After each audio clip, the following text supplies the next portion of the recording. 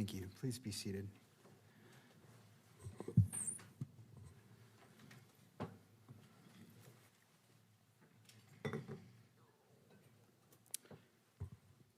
Court is now in session.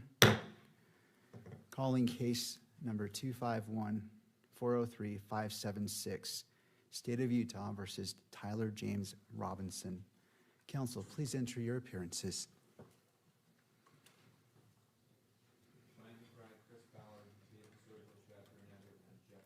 State. Good morning. Good morning, Your Honor. Kathy Nestor, Michael Bird, Richard Novak, and Stacy Visser for Mr. Robinson, who is present.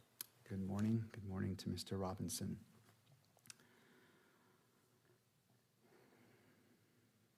All right. Before addressing today's business, the court takes up a couple of preliminary matters. First, with respect to courtroom protocol to maintain security and decorum, any individual who exits the courtroom during proceedings will not be permitted to re-enter until recess. All counsel are expected to take reasonable measures to safeguard confidential communication. Such measures may include the use of screen protections on electronic devices and care to avoid the inadvertent capture of privileged or private discussions by recording equipment or by those present in the courtroom. In addition, the microphones at counsel table are turned off as a further precaution. And when making argument, if that occurs, I ask you to approach the lectern when you do so. Second, the court will address the camera operator and still photographer. And would those individuals please come forward to the lectern.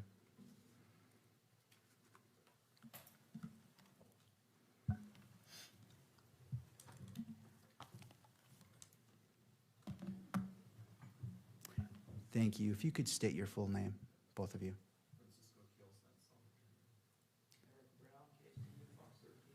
Good morning. So the purpose is to ensure clarity regarding the expectations governing today's proceedings. And could you, have you reviewed the court's standing decorum order dated February 24th, 2026? Yes. All right. Do you understand the requirements set forth in that order as they apply to your activities today? Yes. Do you require any additional time to review the order or to adjust equipment to ensure compliance? And do you anticipate any difficulty complying with the order? All right, I appreciate your cooperation. Thank you.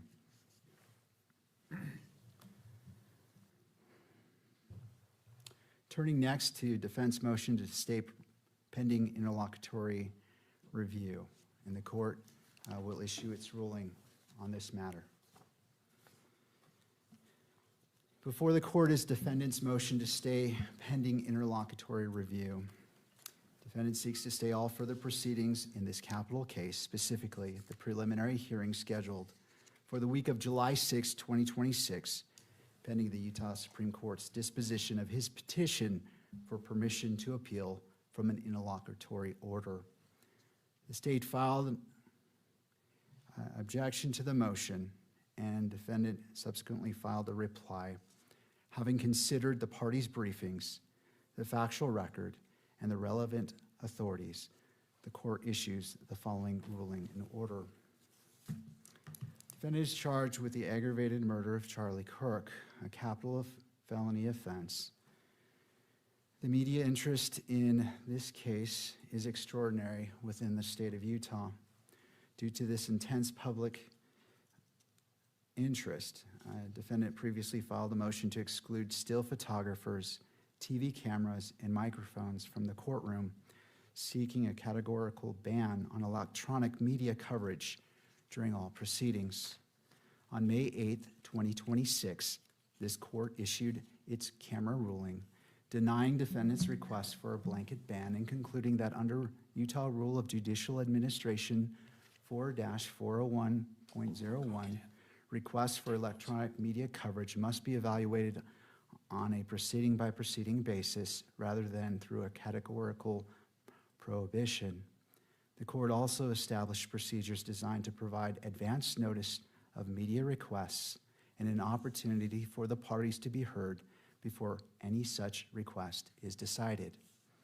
Subsequently, on May 29, 2026, defendant filed a petition for permission to appeal from an interlocutory order with the Utah Supreme Court challenging the camera ruling on state and federal constitutional grounds. On June 6, 2026, the Supreme Court issued an order requesting that the state and various media organizations file responses to defendant's petition within 14 days.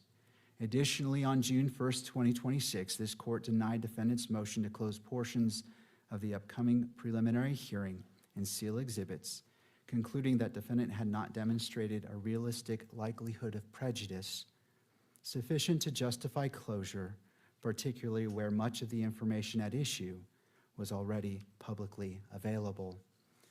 The parties dispute the precise legal standard governing a motion to stay pending interlocutory review. Defendant argues that the granting of the stay lies within the inherent and discretionary powers of the court, varying according to the requirements of each individual case. In addition, defense argues Rule 8 of the Utah Rules of Appellate Procedure, which requires him to request a stay in the trial court before seeking a stay from the Utah Supreme Court. Conversely, the state argues that under Rule 8C2 of the Utah Rule of Appellate Procedure, a movement must demonstrate A, a likelihood of prevailing on the appeal, B, a likelihood of irreparable harm to the movement outweighing the harm to any other party, and C, that the stay is not adverse to the public interest. Defendant contends the factors contained in Rule 8C govern the waiver of a bond or security requirement and do not establish the substantive standard for granting a stay itself. The court concludes that regardless of whether the motion is analyzed under the discretionary authority recognized in Lewis or under the factors identified in Rule 8C, the result is the same because defendant has not established either a sufficient concrete threat of irreparable harm or that the balance of equities favor a stay. Defendant argues that proceeding with the July preliminary hearing while his petition remains pending will cause irreparable harm to his constitutional rights to a fair and impartial jury. Specifically, defendant relies upon the expert opinion of Dr. Christine Ruva, who opines that electronic media coverage of the preliminary hearing may expose prospective jurors to inadmissible hearsay evidence and create unconscious bias. Defendant further relies on Shepard, James, and Hollingsworth, arguing that once the proceeding is publicly broadcast, any resulting prejudice cannot be undone. The court takes defendant's concerns seriously. The potential impact of extensive media coverage in a capital case is neither hypothetical nor trivial. The court further recognizes, unlike many forms of pretrial prejudice, widespread dissemination of information through modern electronic media may be difficult or impossible to fully reverse once it occurs. The question presently before the court, however, is whether the record establishes a sufficient concrete and imminent risk of prejudice to justify staying all proceedings while interlocutory review remains pending. The court concludes that the asserted threat of prejudice has not yet been shown on the present record to be sufficiently concrete to justify the extraordinary relief requested. The court does not minimize defendant's concerns regarding publicity in a case of this magnitude. Indeed, the court has previously recognized that media attention surrounding these proceedings is extraordinary and that dissemination of preliminary hearing evidence presents challenges not ordinarily encountered in most criminal cases. Nevertheless, extensive publicity does not, standing alone, establish that an impartial jury cannot ultimately be selected. Courts have long addressed highly publicized prosecutions through established procedural safeguards, including expanded jury pools, detailed jury questionnaires, individualized voir dire, venue-related remedies where appropriate, and careful judicial supervision of the jury selection process. As is United States Supreme Court observed in Nebraska Press Association versus Stewart, pretrial publicity does not inevitably lead to an unfair trial, and predictions regarding its ultimate impact are often uncertain. Likewise, prominence does not necessarily produce prejudice, and jury impartiality does not require ignorance. In its June 1st, 2026 order denying closure, this court concluded that defendant had not demonstrated a realistic likelihood of prejudice sufficient to justify closure of the portions of the preliminary hearing. Should concerns regarding prejudice arise as the case progresses, this court retains broad authority to employ traditional safeguards to protect defendants' constitutional rights, including expanded veneer procedures, comprehensive jury questionnaires, individualized voir dire, changes of venue when warranted, and other remedies authorized by law. Moreover, no media organization has yet filed a request for electronic media coverage of the July preliminary hearing, and the court has not been called upon to determine whether such coverage will be permitted. Accordingly, the asserted injury presently depends upon future events that have not yet occurred, including whether any request for electronic media coverage will be filed, and if so, how the court will rule on such a request. At this juncture, the court cannot assess those contingencies with sufficient certainty to conclude that a stay is necessary. The court recognizes defendants' arguments that the alleged injuries arise not merely from the possibility of future media requests, but from the operation of the framework established in the court's May 8, 2026 order while appellate review remains pending. The court has carefully considered that concern. However, because any request for electronic media coverage remains subject to case-specific review, and because no determination regarding coverage of the preliminary hearing has yet been made, the court concludes that the asserted injury remains contingent rather than immediate. On the present record, the possibility of future electronic media coverage does not establish a sufficient concrete basis for staying all proceedings pending interlocutory review. The court's denial of a stay should not be understood as a determination that the defendant's concerns lack merit.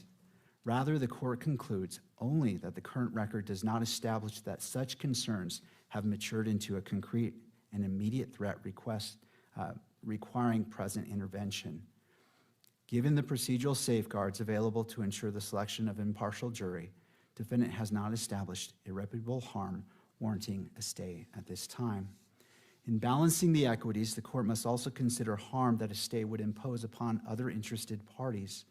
The state argues that delay may impair the orderly presentation of evidence, increase risk of faded memories, and affect witness availability. The court finds those concerns legitimate and entitled to consideration. Additionally, the victim representative has formally asserted her right to a speedy disposition of this matter. Under the Utah Constitution and Utah Code, victims possess important rights to proceedings free from unreasonable delay, and courts are obligated to consider those interests when exercising discretion in criminal cases. The court acknowledges defendant argument concerning victims' rights and defendants' constitutional protections. However, because the court has concluded that the defendant has not demonstrated a sufficiently concrete threat to those protections on the present record, the court finds that interests favoring the continued progression of the case weigh against imposing a stay. The court continues to adhere to the reasoning set forth in its May 8, 2026 camera ruling and its interpretation of Utah Rule of Judicial Administration 4-401.01. At the same time, the court recognizes that reasonable jurists may disagree regarding the proper application of that rule in a case receiving this degree of public attention.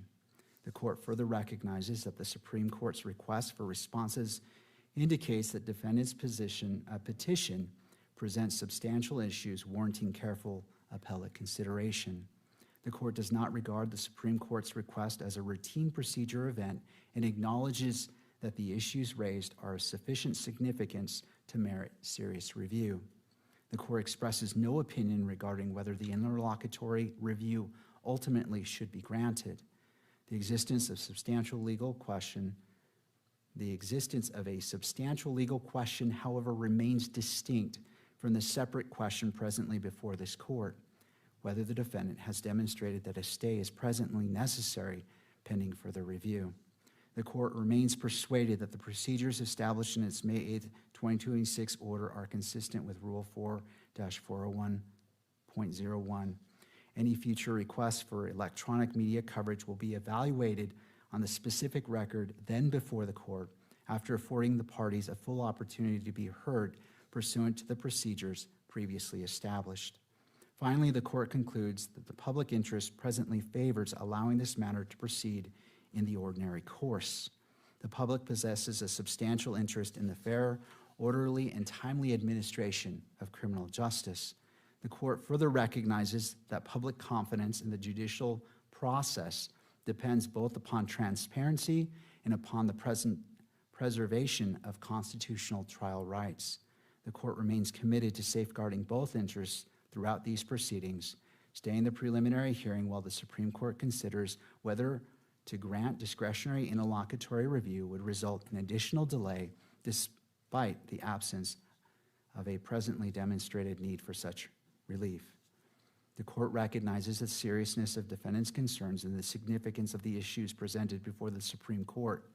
The court further recognizes that concerns regarding pretrial publicity and electronic media coverage implicate important constitutional values and warrant careful judicial review.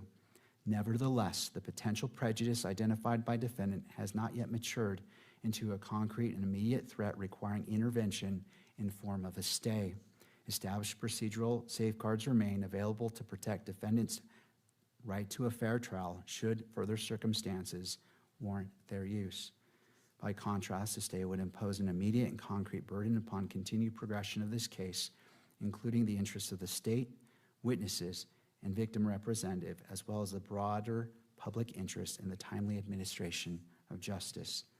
Nothing in this order should be construed as foreclosing defendant from renewing an appropriate request for relief should further developments materially alter the circumstances presently before the court.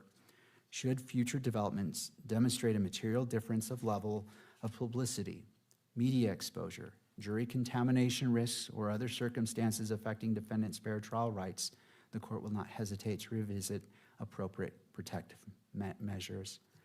Likewise, nothing in this order predetermines how the court will rule on any future requests for electronic media coverage of a particular proceeding. Accordingly, the defendant has not established that a stay of the proceedings is presently necessary or appropriate. It is hereby ordered that the defendant's motion to stay pending interlocutory review is respectfully denied. And that concludes the order of the court as it relates to the stay. Mr. Novak. Thank you, Your Honor. On the same subject matter, and with respect to the timing laid out in the court's May 8th, 2026 order, we have a concern on behalf of Mr. Robinson that for the court to, well, let me just back up.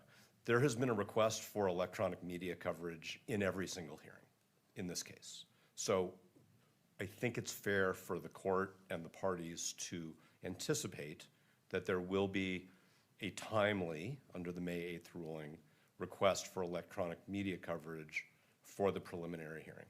The court set up what I'll call a briefing schedule for how the parties respond to that request for electronic media coverage.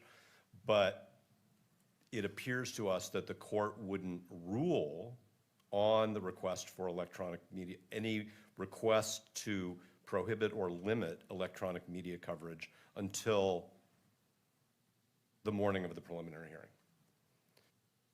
And I think that creates some problems, at least for Mr. Robinson, because if the court were to disagree with the relief Mr. Robinson seeks, we have no opportunity to seek review of your Honor's order. And the court just laid out its acknowledgement that there are serious constitutional issues which other jurists may disagree with vis-a-vis the court's conclusions. So the request is that the court modify in some way the timing of that litigation so that the parties and the media can have and their counsel can have a ruling sufficiently before the first day of the preliminary hearing so that if some judicial review is going to be sought, it's not happening after the preliminary hearing has already begun. No, and I appreciate that, Mr. Novak. I note your concerns, and it is for that very reason that the court modified what was the procedure before, which, and please correct me if I'm wrong, I'm kind of going off my memory, but the media was required under the rules to give, was it 1 day notice before the hearing? It was something like that. So so the notice. Hold on, I want to finish, sorry, Yeah. but I appreciate you. And so the court expanded that to allow briefing, where under the current rules, as they're stated now, it wouldn't even allow for briefing. It would create a greater issue that you're proposing, because you wouldn't even be able to file a motion, no response and no reply. The intent of the court was to give the parties sufficient notice or more notice than the rule currently allows, to allow briefing, to allow that to be presented, and for the court to consider that as opposed to making a snap decision the morning of the prelim. So the court's coming in with more information than simply the request for media coverage being filed the day before, and then the parties trying to come up with an argument, and the court trying to make that decision on the day of trial. And so that's the difference, and the court anticipated that concern and wanted to give the parties that ability to articulate their concerns and allow the court sufficient time to consider those arguments and weigh those arguments against the constitutional rights of all parties and render the best decision it can. So I acknowledge all of that. I agree with all of that. I appreciate all of that. What I'm referring to is Mr. Robinson's, or, depending upon how the court rules, the state or the media's opportunity to seek interlocutory review if, as Your Honor states, it is true that what has to be shown is the harm under facts that relate specifically to the preliminary hearing. Okay, so the court has denied what I'll call a more general blanket request to preclude electronic media coverage. The court has said it's going to take it up on a hearing-by-hearing basis. And the court has also said that reasonable jurists may disagree with the court's substantive conclusions and the court's ruling on our request for a stay. And what I'm suggesting respectfully is we may be in the exact same place, one of the parties may be in the exact same place in the moments before the preliminary hearing, at least presently, is scheduled to begin on July 6th. So my question is, can we get a ruling from the court sufficiently before July 6th so that if some party seeks a stay and interlocutory review, we're not doing that on July 6th or July 7th or July 8th, because by that point in time, it's too late. So we could have a ruling by WebEx, we could have argument and ruling by WebEx. I totally respect that the court has a very busy calendar, and I also understand that the preliminary hearing is starting 2 days after the 4th of July, which this year is a big deal. So what I'm trying to just do is plan ahead and think about whether the schedule that the court set, which we agree makes a significant difference in our ability to litigate before Your Honor the issue, a way to resolve this so that we also have the ability to seek review before it's too late. No, and I'm literally talking about the last few days of the week before. That's, I think, what we're talking about. And I appreciate that. And where I'm coming from is the court cannot issue anticipatory rulings. I can't go off hypotheticals. And I understand what you're saying. I recognize that media requests have been filed, but I can't issue a hypothetical ruling. It has to be squarely before me. And I respect what you're saying, but I imagine that you're probably preparing, well, I'm not going to assume, it's not appropriate, but perhaps you are already preparing those motions in anticipation of such media requests being filed, and in addition to anything else that you may consider, and rightfully so. And so and there's also sufficient time between now, given the ruling that the stay is not being granted, knowing that the preliminary hearing is moving forward, that it appears that there may be sufficient time for the parties to prepare accordingly. Again, the court needs to wait until it's squarely, that media request is been filed. Whether the parties file motions, it's possible that the parties may or may not. I can't anticipate that, but I need to wait until it's actually before me, as opposed to trying to read the tea leaves and guess. I'm not asking the court for tea leaves, so maybe I've been obtuse. What I'm saying is that the court's order currently provides that it will issue its ruling on any objection to an EMC request the morning of the hearing. And that's the problem. I'm not asking the court to issue a ruling now. I'm not asking the court to assume there will be an EMC request. I can tell the court that if there is an EMC request, we will file an objection to that, which shouldn't be a surprise. And so what I'm just saying is, for the orderly administration of justice, and in light of the possible judicial divergence of opinion that Your Honor has acknowledged, we are asking the court to build into the schedule that it has set for any objections to any EMC request that may be filed, a period of time before the subject hearing at which the parties would receive a ruling. And if I suggested in my statements that we are actually asking the court to assume that there's an EMC request and that we would oppose it and that we're asking for a ruling now, we're not. We think there should be a request and there should be briefing. We're just asking that the court build into the schedule a ruling moment that allows us, if necessary, or some other party, if necessary, to seek review. Thank you, Mr. Novak. And the other kind of X factor is how quickly the parties respond. If a motion is filed, and let's say an EMC comes out on day 1, and a motion is filed on day 2, and then the state files on day 3, there may be more time. And so one of the variables is how quickly the parties respond, which the court doesn't control. And so that's a factor that may allow the court additional time to accomplish that. And this court has tried to be very diligent in in expediting addressing motions and not letting them sit too long, because I know it's important to defense and to the prosecution and to all parties. And so the court is cognizant of that and will respect that and issue its rulings or its analysis as quickly as possible to afford you that ability. So the court did set deadlines for briefing, and what I will do when there's an appropriate break in today's proceedings is we'll speak with counsel for the state about whether we can agree to modify that briefing schedule that the court set so that the EMC request and the parties' responses to it can be submitted to Your Honor more in advance, further in advance of July 6th than the current schedule allows. And then if we can agree on something, or if we can't, we will let the court know that. And I'm still going to ask the court to look at its calendar and suggest a hearing date, if necessary, on what we, I think, can fairly anticipate will transpire.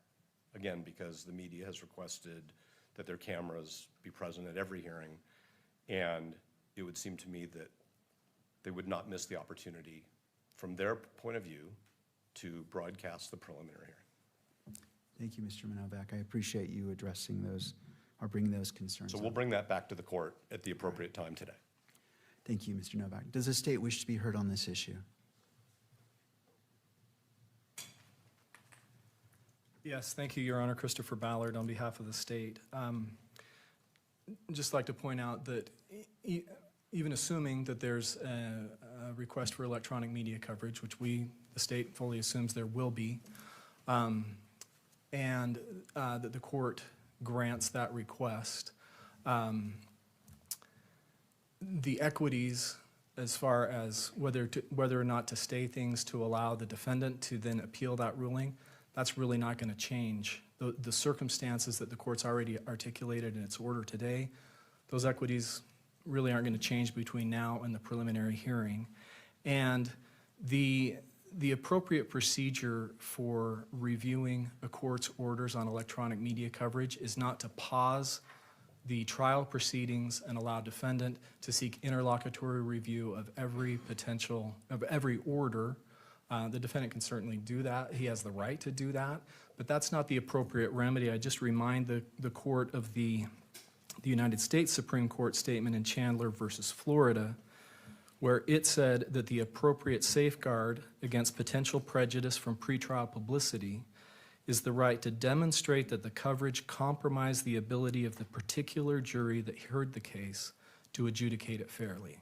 So defendant's claiming he doesn't have a remedy. He does have a remedy, and the remedy is to challenge the court's media order at the plenary appeal after this case is complete.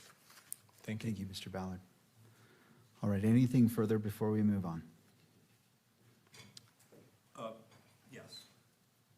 We can take this up whenever the court wishes to take it up. And in addition to the two substantive issues which the court calendared for today, which is the hearing on the court's issuance of an order to show cause re contempt and the argument of a pending and fully briefed motion concerning the constitutionality of hearsay evidence in a preliminary hearing, Mr. Robinson filed with a motion to classify a document which I'll just describe as having privately been filed, seeking certification for an out-of-state subpoena for the preliminary hearing. And the court is nodding, so I understand that the court is aware of it. I've reviewed that. Okay, so again, because of timing issues, we would like at some point today to receive from the court a briefing schedule on that, because out-of-state enforcement of a subpoena, if the court certifies it, is obviously something that takes a little bit of time. And in light of the court's denial of the stay, for the moment, we have to assume that if that certification is granted at our request, and by the way, we've served counsel for the witness with that request as well, Okay. that we need time for an out-of-state counsel to appear in the appropriate jurisdiction and get an order enforcing that. I can't imagine that if the court granted the certification that there's going to be an issue about serving the witness, but we don't have a valid subpoena unless Your Honor certifies the application and then a court in the appropriate jurisdiction enforces. Thank you. And I note that that was filed last night around 8:04 p.m. Is It that was. what you're referring to? Yes, that's exactly what I'm referring to. All right. Thank you. The court will take that under advisement and figure out. Court will address that at some point today. All right, Thank you for bringing it to the court's attention, Mr. Novak. All right, let's continue on. Counsel for the state, could you provide a brief status update regarding discovery? Yes, discovery continues to roll in and be processed and provided to the defense on Tuesday, June 9th, 2026. We sent 11 additional items to the defense. Oh, Mr. McBride, if you wouldn't mind starting over, and yeah, that's where the live mic is. Thank you. Understood, thank you. Ryan McBride for the state. As of June 9th, 2026, we sent 11 additional items to the defense. 10 of these items were notebooks that were obtained and requested from the defense in a discovery review. One is an 1102 statement that was provided in preparation for the preliminary hearing. This is everything, essentially everything we have from the investigative agencies to date. The percentage provided to the defense is approximately 100%. Thank you, Mr. McBride. All right, turning to the defense motion for an order to show cause for alleged contempt of court. This is set for an evidentiary hearing and argument. The court has reviewed the briefing submitted, and each side will be afforded 90 minutes to present evidence and argument. If defense intends to reserve time for rebuttal, counsel should plan accordingly. Following argument by defense or a presentation of evidence, the court will take a 10-minute recess and then turn to the state. Because this is the defendant's motion, the defense will proceed first. Mr. Novak. Thank you, Your Honor. Mr. Robinson would first ask the court to direct Mr. Ballard to take the witness stand. All right, Mr. Ballard, if you wouldn't mind coming forward and being sworn in. You do solemnly swear that the testimony you shall give in the case now pending before the court will be the truth, the whole truth, and nothing but the truth, so help you God. Yes. All right, Mr. Ballard, if you wouldn't mind getting situated to your left are water bottles, and after you're seated, if you wouldn't mind pulling that microphone close to you to ensure that the record picks up your testimony. Thank you. Mr. Novak, it's your witness. Thank you, Your Honor. Mr. Ballard, what are your formal titles within the Utah County Attorney's Office? I am the general counsel and public information officer. Okay.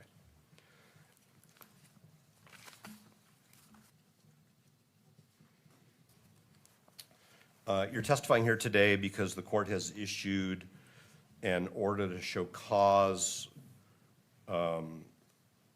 regarding contempt of a court order.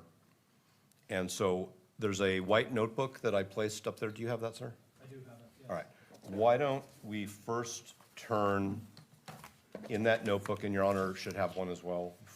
I passed it up I earlier. don't. I passed it up Oh, to there the it clerk. is. Thank you. I now have it, Mr. Novak. All right, thank you, Your Honor. Mr. Ballard, why don't you turn to Exhibit 8?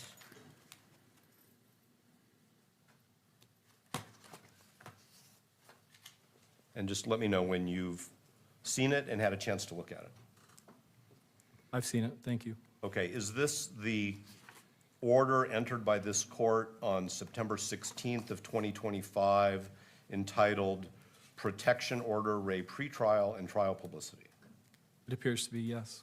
All right. And Your Honor, I understand that a court exhibit doesn't technically need to be received into evidence. Of course, the record is what it is. It could take judicial notice of it, but I just think for completeness of the record, would the court mind if we ask the court to receive Exhibit 8 into evidence? To the state, any objection? No objection. All right, and if you wouldn't mind, so if, as I turn to both parties, because your microphones are turned off, if you wouldn't just mind projecting a little bit more so the record picks it up. No objection. Thank you, Mr. McBride.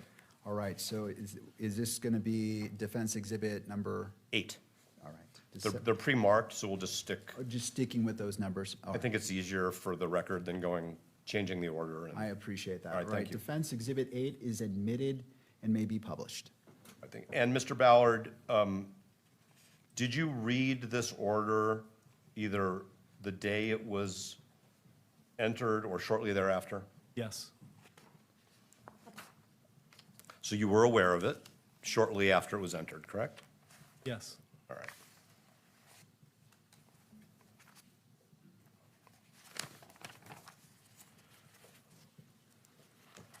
Why don't we also turn now to Exhibit 9?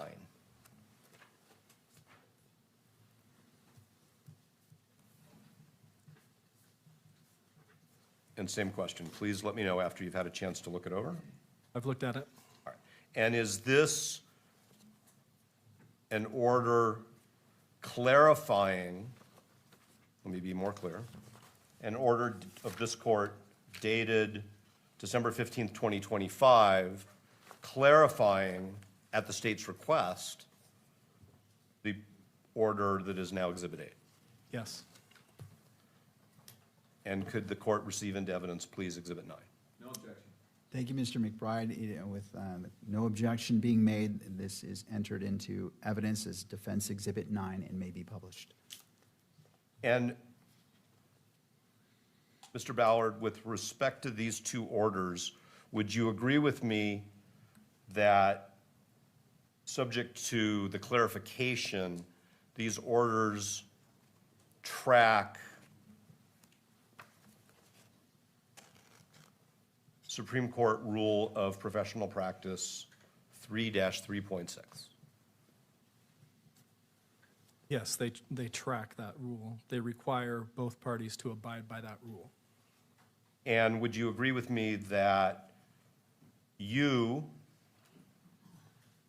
are a prosecutor also subject to Rule 3-3.8? Yes, And that everybody in your office is a prosecutor under the, within the meaning of 3-3.8? the attorneys in our office, yes. The attorneys in your office, right. And, again, Your Honor, these are rules of professional practice, but I am going to ask the court to receive into evidence for purposes of this hearing both Exhibit 10, which is a true and correct copy of Rule 3-3.6 with its comments, and Exhibit 11, which is Rule 3-3.8 with its comments. No objection. With no objection from the state, defense exhibits 10 and 11 are admitted and may be published. And Mr. Ballard, were you familiar with these rules prior to the court issuing the orders, which have now been received as Exhibits 8 and 9? Yes, All right. So would you agree with me that you knew what was required under the court's pretrial publicity orders? yes, Did you have any inability to comply with those orders? no,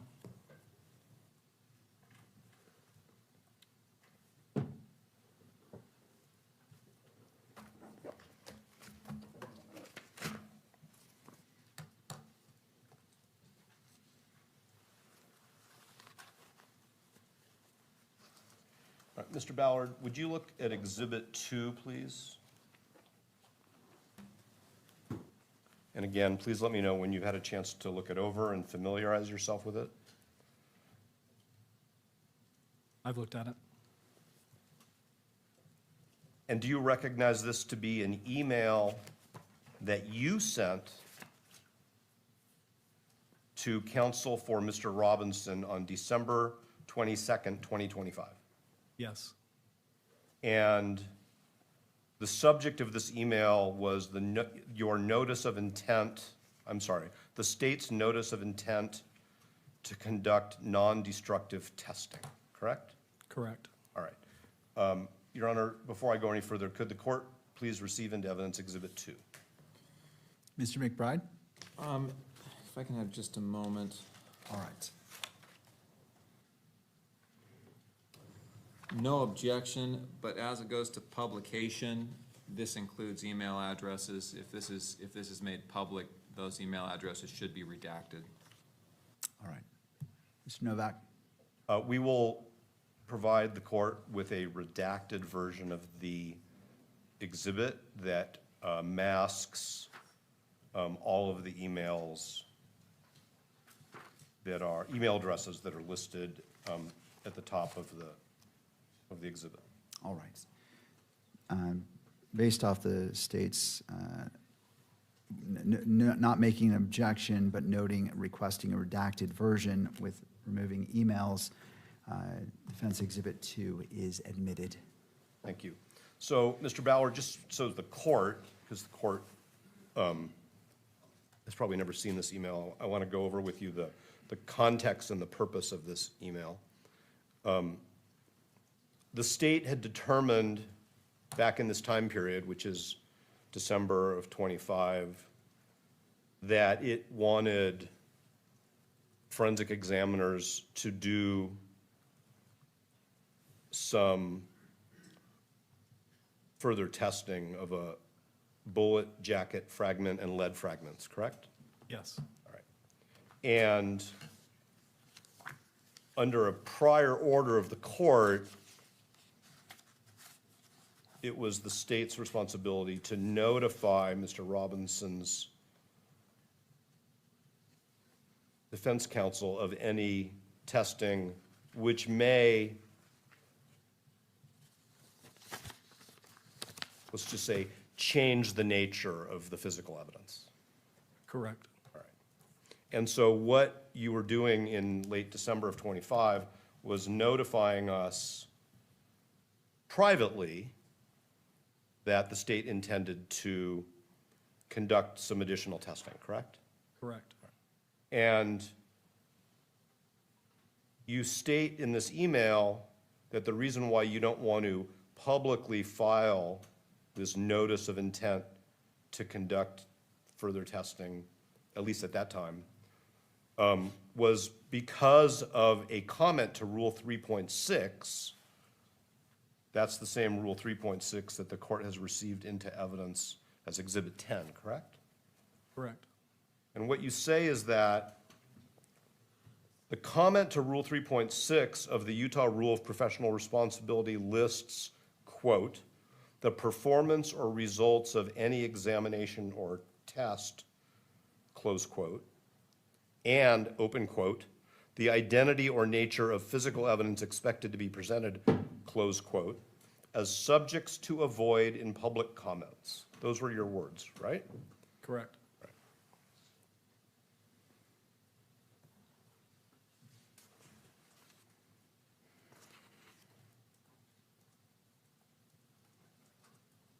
And then I would also now like to ask you to look at Exhibit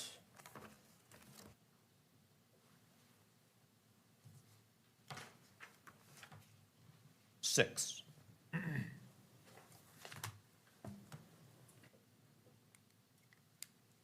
And I know I will sound repetitious, but please look it over and let us know when you've reviewed it. I've reviewed it. And is this an email that you sent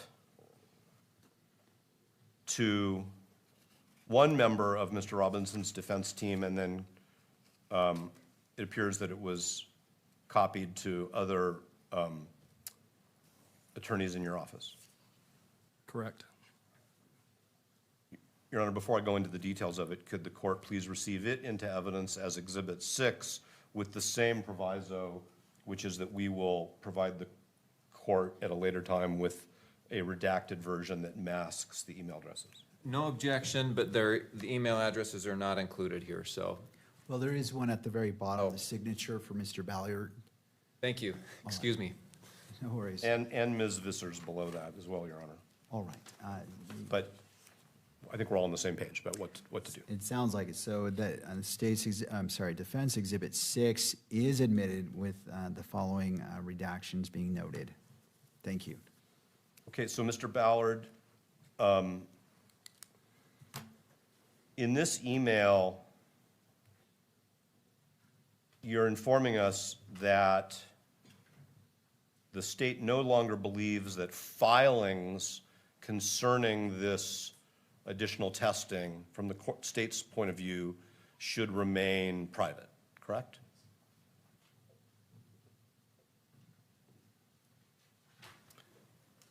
I don't recall exactly the question that Ms. Visser had posed to me and that I was responding to, but the general, the email speaks for itself. Okay, so the email says in the top paragraph, "But now that the court is involved, we do not believe that it is necessary to keep court filings private or even file redacted versions on this issue." That's correct. And this issue refers to whether the state can proceed with the further testing and Mr. Robinson's objections to the way in which the FBI wanted to do the testing, correct? Correct. I mean, basically, okay, so that's that dispute. What you say in the second paragraph is the ethical rules on pretrial publicity apply only to extrajudicial statements, right? Correct. And so what you're saying is that if we talk about physical evidence testing that has been done, testing will be done, what the results of the testing are. If we talk about those, we meaning counsel who are subject to the rules and the court's orders in filings, we're consistent with Rule 3.6, right? Correct. But if we talk about them extrajudicially, that's prohibited under 3.6. Correct. Unless we're talking about public records. Unless we're talking about a filing. I'm not sure what you are modifying with the word unless, and I'm not trying to be difficult. Are you saying that you can make extrajudicial statements about anything you want that's in a public filing without violating Rule 3.6? Is that what you mean? What I mean is exactly what the rule allows, and that says that a lawyer may state information contained in a public record.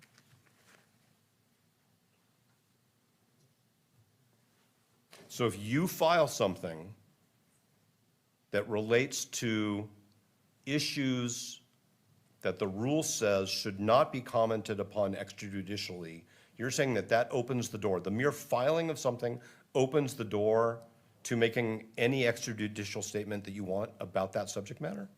No, that's not what I'm trying to, no. Okay, so why don't we let Mr. McBride ask you about that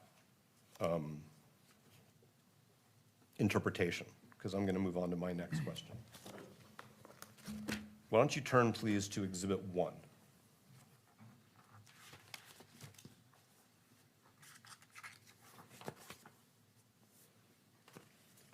And this is not an email from you, but it is one that you are copied on. It's actually a series, a couple of emails and a letter all together in Exhibit 1. Do you see all that? Yes, Okay, so first, let me ask you if you are familiar with the first 2 pages of Exhibit 1, which are a string of emails that basically start with Mr. McBride writing to, I mean, the email addresses are redacted. This is how we received it. But let's just say writing to many people who are in government or in law enforcement. Would you agree with that? yes, All right. And you're copied on that email as well, right? yes, All right. And then if you go to the 3rd page of this exhibit,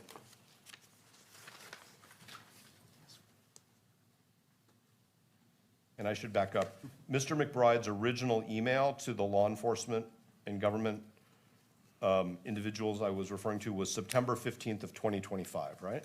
correct.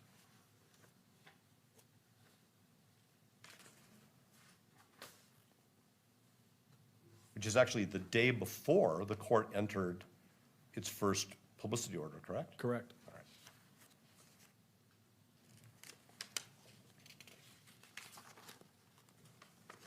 So if we go to the 3rd page of this exhibit, this is an email from you also a couple days before the court entered its September 16th, 2025 order. And you're writing to, well, are you familiar with this email? Yes, All right. And now let me ask you to look at pages 4 and 5. Those are the last 2 pages, Your Honor, of this exhibit. This is a letter written by Mr. McBride. Do you see that? yes, Dated also September 12th, 2025. yes, You're familiar with that one as well? yes, All right, so Your Honor, I would ask the court to receive into evidence, subject to any redaction which Mr. McBride thinks is necessary of emails, although I think they've all been redacted before produced to us. All 5 pages, we're asking the court to receive into evidence. No objection. All right, and this is Defense Exhibit 1, with no objection from the state, will be admitted.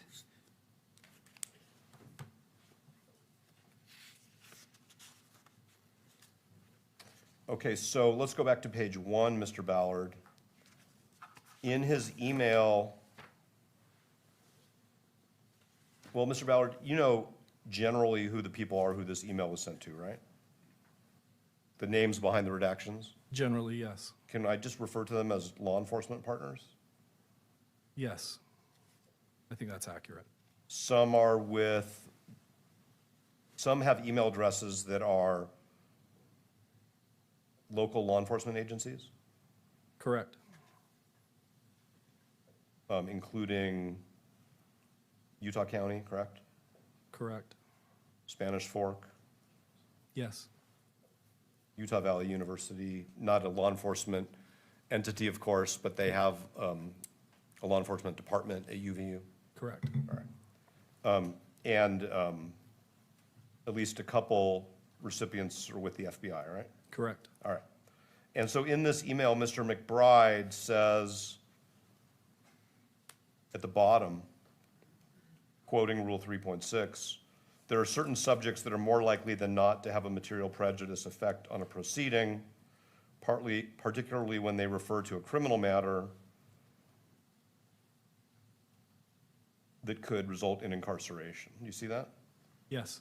And then he says these subjects relate to, and then on the next page, I want to draw your attention to Roman numeral 3, the performance or results of any examination or test, or the refusal or failure of a person to submit to an examination or test, or the identity or nature of physical evidence expected to be presented. Do you see that?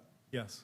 Do you agree with Mr. McBride's assessment that Rule 3.6 prohibits extrajudicial statements about that topic or those topics?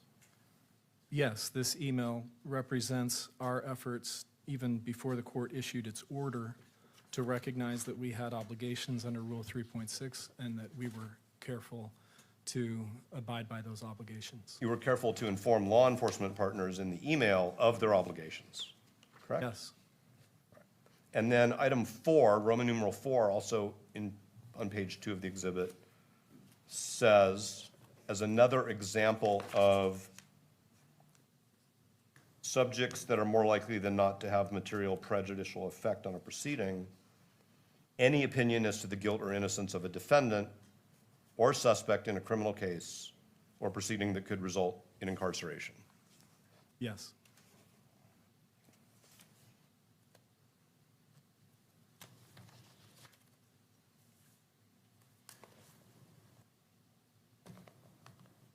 All right, now if we could turn to page 3 of the exhibit. This is an email from you to what I will describe, unless you disagree with me, as law enforcement partners. Do you agree with that? Yes. Asking them to carefully review a letter, which is the following page, from Mr. McBride, dated September 12th. That's correct. And that letter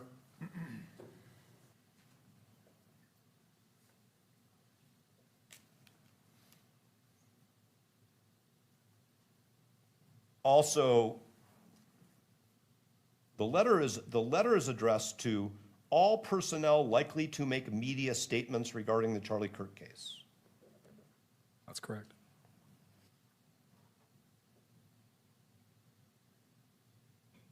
And the letter says, just below that, the Utah County Attorney's Office has an ethical obligation to, quote, exercise reasonable care to prevent investigators, law enforcement personnel, close quote, and others from making public comments which, quote, have a substantial likelihood of materially prejudicing, close quote, the trial process. That's what Mr. McBride wrote in the letter that you forwarded to chiefs and others, correct? Correct. And Mr. McBride's letter also says that prosecutors have a special duty to ensure that law enforcement and other officials adhere to these rules, citing Rule 3.8E, correct? That's correct. All right.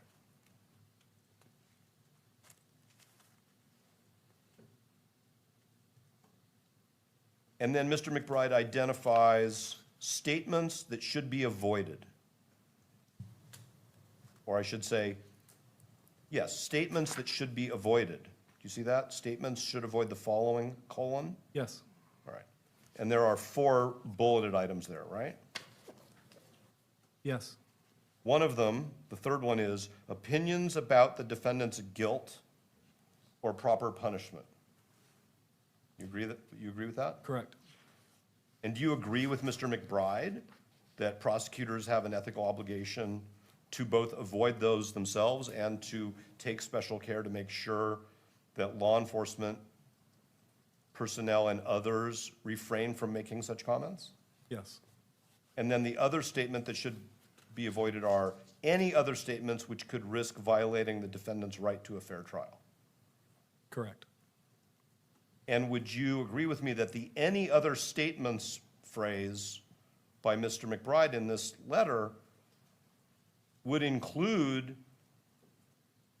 the more specific prohibition on extrajudicial statements about the performance or results of examinations, Yes, tests, yes? I'm sorry for interrupting you. The answer was yes. correct, yes.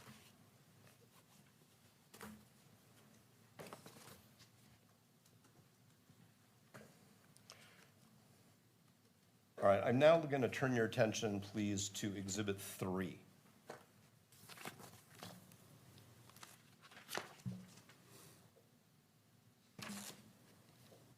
And I want you to take a moment to look at that. Tell me if you've seen it before, if you recognize it. Yes, I recognize this. Okay.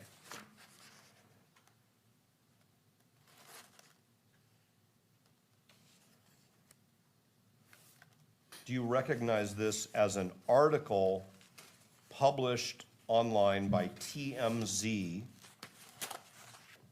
concerning this matter in which you are quoted? Yes, Okay. And my first question is,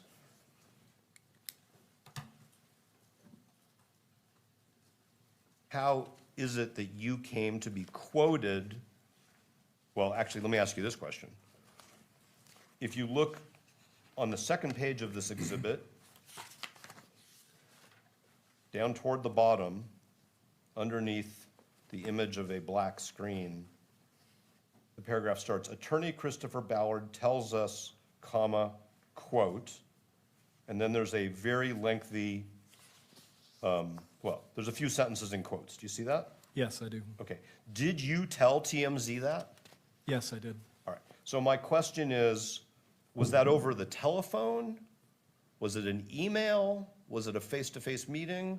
How is it that your quote was communicated to a representative, a media representative of TMZ? It was a telephone conversation. And did you only have one telephone conversation with TMZ? Yes.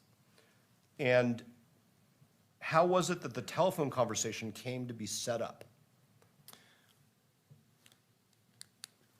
After the defense filed its motion to continue the preliminary hearing, there was a statement in that motion that garnered quite a bit of media attention. I came to be aware of that media attention and the headlines that that statement had generated. And there were quite a few media inquiries to our office based on the statement in the defense's pleading and the media stories that that statement had generated. TMZ was one of the media entities that called our office. I received an email from someone else in the office, I can't remember who it was exactly, that said, I got a call, they received a voicemail from a reporter at TMZ. That employee in our office forwarded me that voicemail, and the voicemail just basically said, we have some questions about these issues that statement in the motion to continue had generated. And so I returned the phone call. Before you returned the phone call, did you have any discussions in your office concerning whether there should be extrajudicial statements about the issues that you're describing?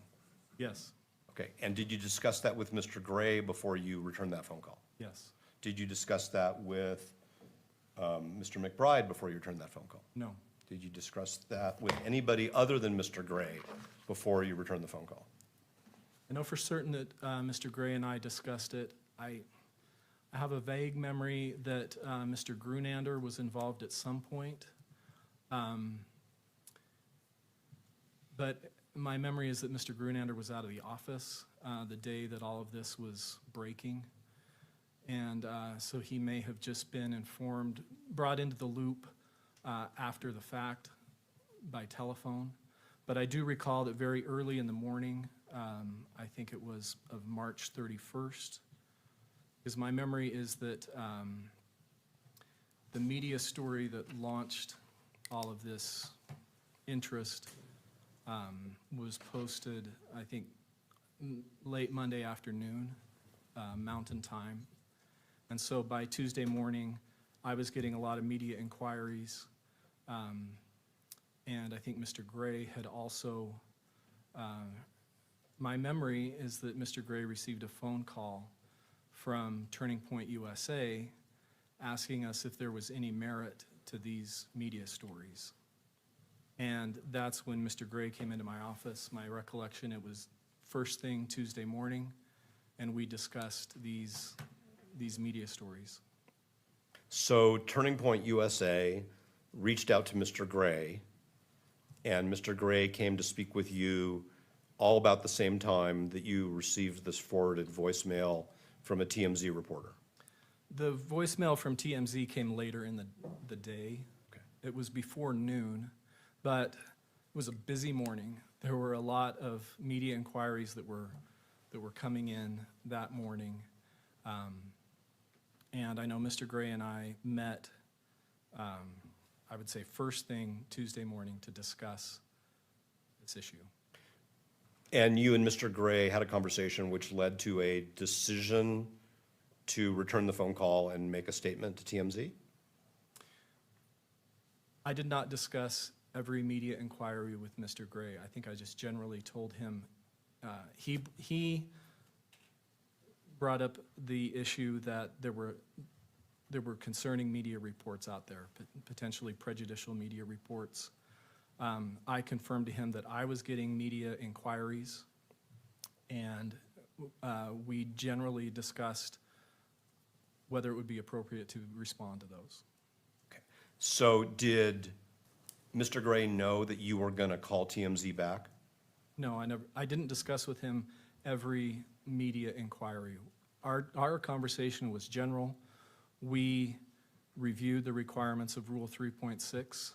I don't recall that we actually pulled the rule and read it, but we were familiar with the rule, and it's what it prohibits and what it allows. And we believed that under, I think it's subsection C, and also under the court's order, which specifically references subsection C of the rule, that we could respond, that this was potentially prejudicial media stories that we did not generate, and that the rule allowed us to be able to respond to those. Were you aware of any extrajudicial statements by the defense which generated that media coverage? No, and nor does the rule require that. Well, that's your legal interpretation of the rule, right? No, that's not my legal interpretation I of the mean, rule. you were here when Mr. McBride argued to this court at the last in-person hearing that as long as there's some negative coverage out there, regardless of the source, that the state has leave to make extrajudicial statements on the same subject matter. I heard that argument, yes. All right. And that's a legal argument, right? Yes. Okay. All right, so here's my question. The information in the TMZ article, which purports to quote you on the second page of Exhibit 3, is that an accurate quote? Is that what you Yes. said? Yes, it's accurate. I don't know that it's word for word for what I said, but it accurately captures my statements to the reporter. Okay. Mr. Novak, and I don't mean to interrupt you, but are you intending to admit exhibit number 3? Yes, now that Mr. Ballard has said it's an accurate Okay. recitation of what he told TMZ, I would now ask the court to receive it into evidence. Thank No you. objection. All right. So in that quote, you tell this TMZ reporter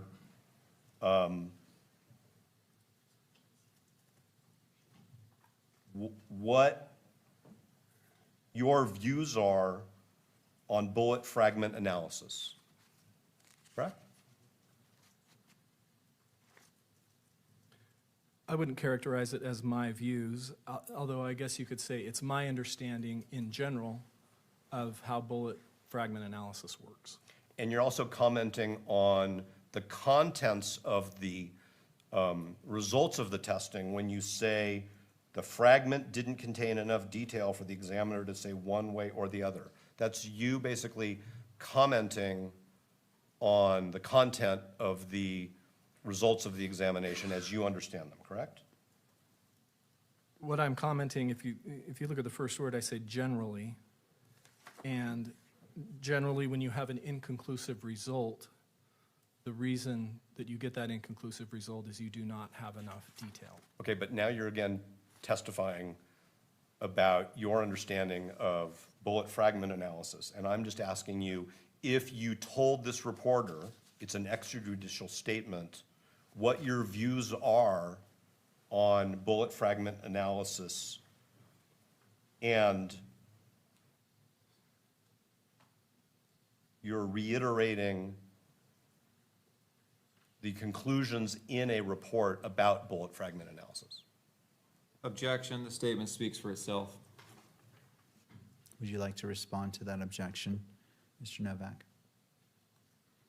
Well, I don't think that the answer to the last question was responsive, so I was trying to go back to the question. I guess I could have moved the court to strike the answer as non-responsive. I'll sustain the objection. And then in the same quote, Mr. Ballard, after talking about bullet fragment analysis, you say, there's just not enough there to determine whether the bullet was fired by a particular firearm. That's you telling a reporter what you believe the forensic testimony in a proceeding will be. No, what I'm referring to is generally the types of circumstances that could produce an inconclusive result. Okay, but you say there's just not enough there to determine whether the bullet was fired by a particular firearm. You're referring to the fragments recovered, correct? No. What I'm referring to, you got to read that in context with the first sentence. I'd like to read it in context of the next sentence, which talks about the evidence, in your view, being sufficient to prove that Mr. Robinson committed the murder. You're commenting on the bullet, and then you're commenting on your opinion about the sufficiency of the evidence.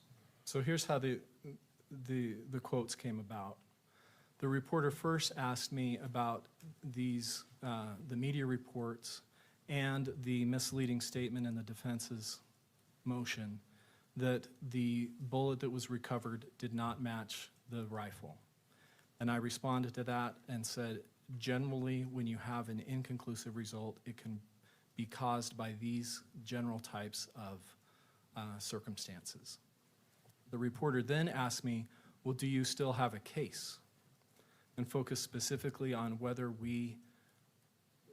the additional media reports out there that the supposed inability to match the bullet to the gun was a bombshell finding for our case, and that it completely undermined the foundation of our case.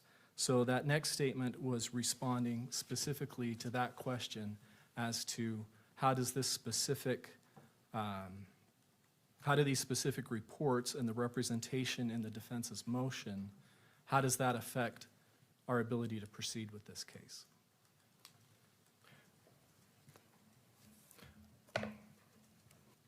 I'm going to move to strike portions of the statement which mischaracterize the defense pleading as misleading. This court has never made such a finding, and we had argument about Mr.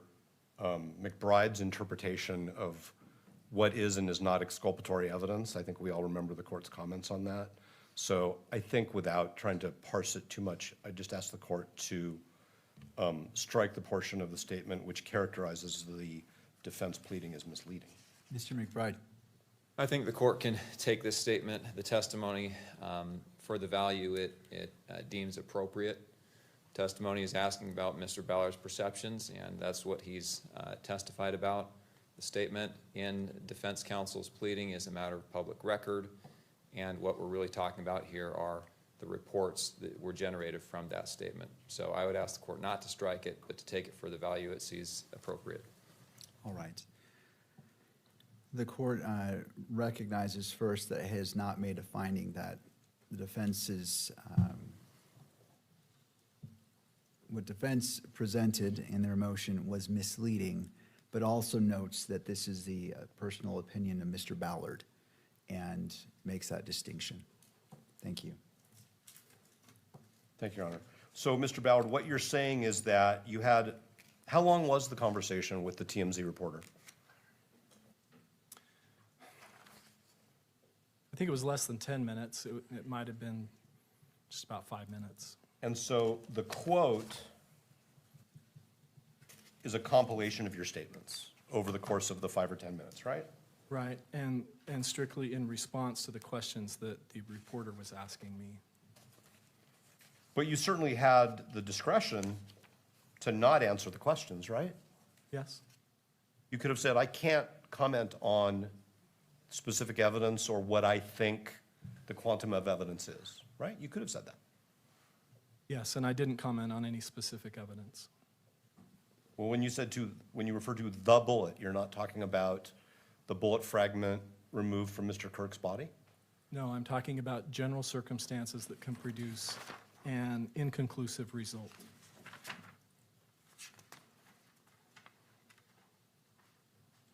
And isn't it fair, wouldn't you agree with me that one of the reasons why extrajudicial statements in many circumstances, and we assert in these, are prohibited is for exactly that reason, that reporters may, for either innocent or other reasons,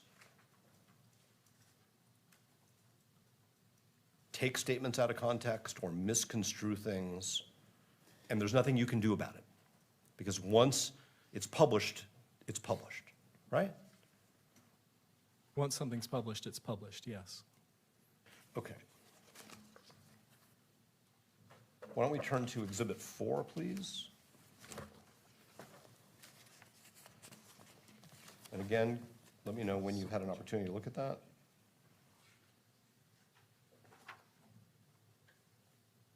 I've reviewed that. Thank you.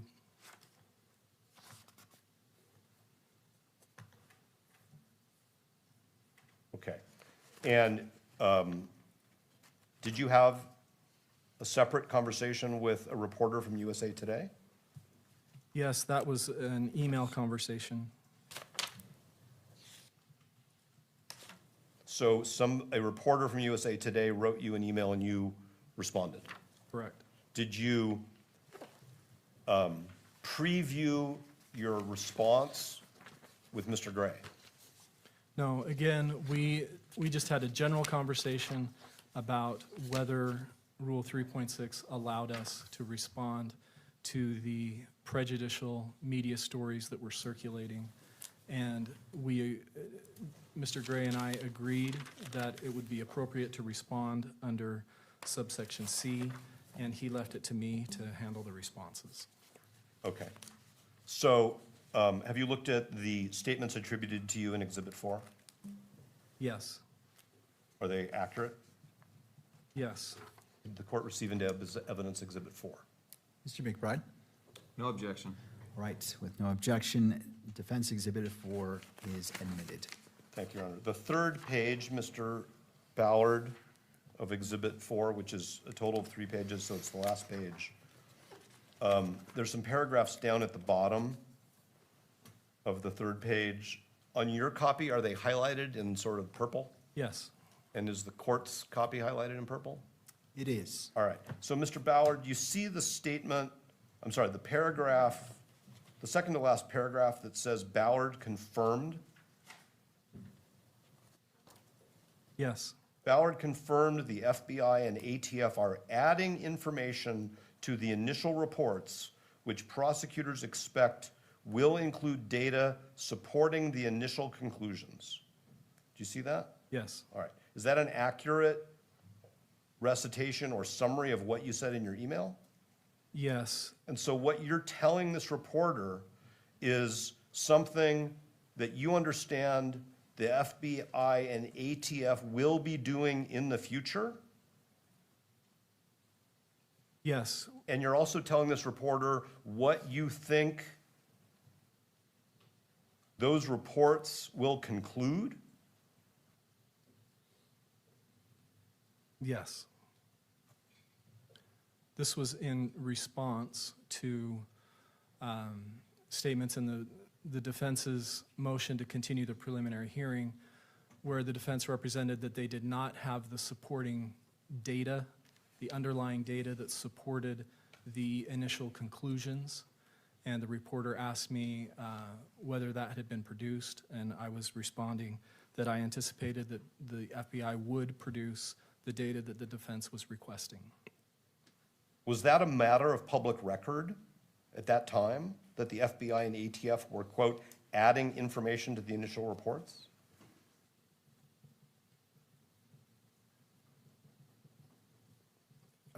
I don't believe it was a matter of public record, other than the defense had requested additional information, and I was confirming that we were facilitating that request.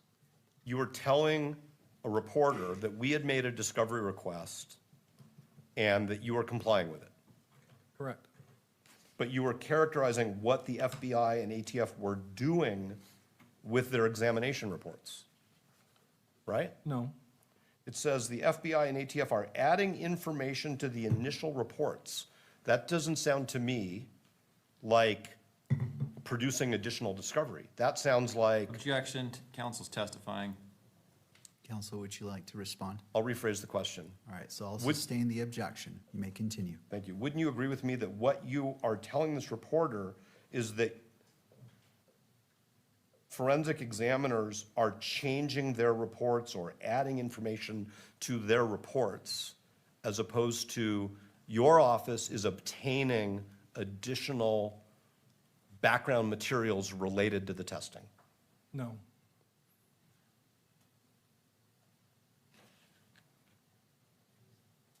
Let's go to Exhibit 5, please.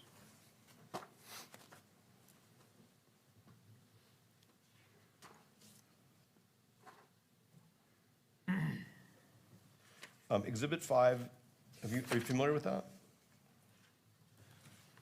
yes, I've seen this article.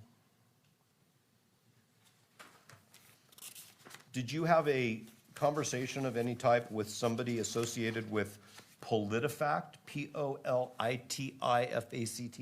Yes, again, this was an email conversation with the reporter that's credited with the story in Exhibit 5.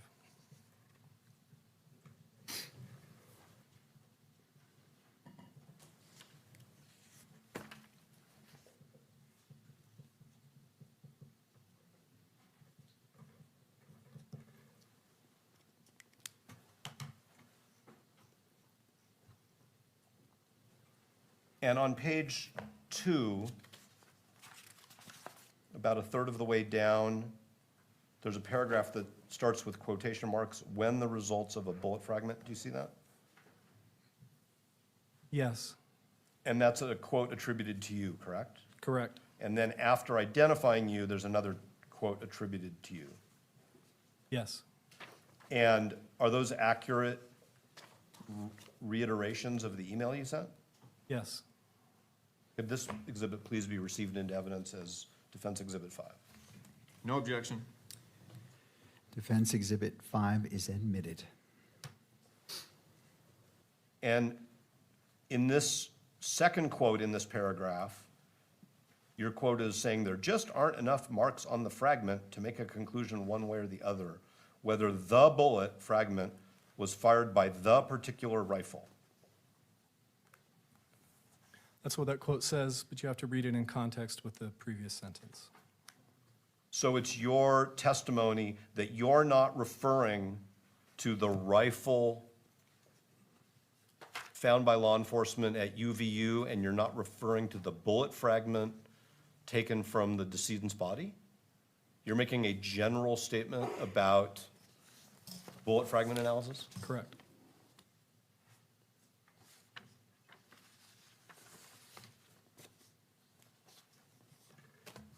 How did you end up appearing on Fox and Friends News and being interviewed?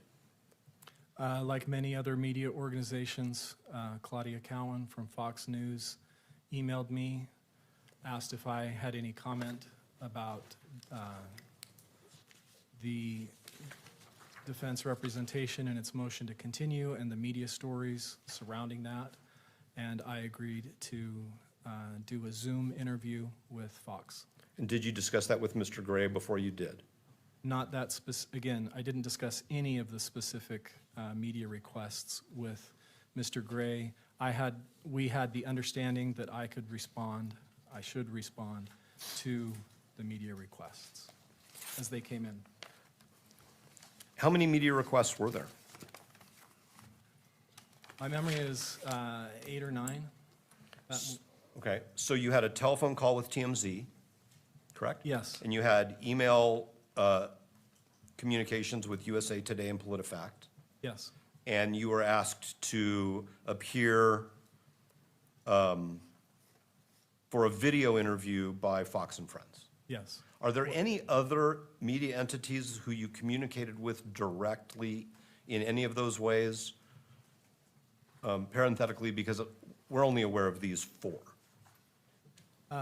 Like I said, I think there were at least 8. 8 requests.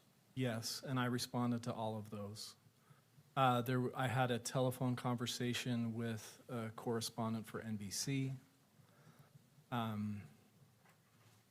I can't remember exactly all of the other news organizations that had contacted me. Did you in any way collect the resulting news stories in which you are quoted? No, I have some of them. I didn't make a search to find everywhere that I was quoted and collect those. Okay, we would like, Your Honor, to show Mr. Ballard Exhibit 7, which is a video. And Ms. Visser is going to help us. Thank you.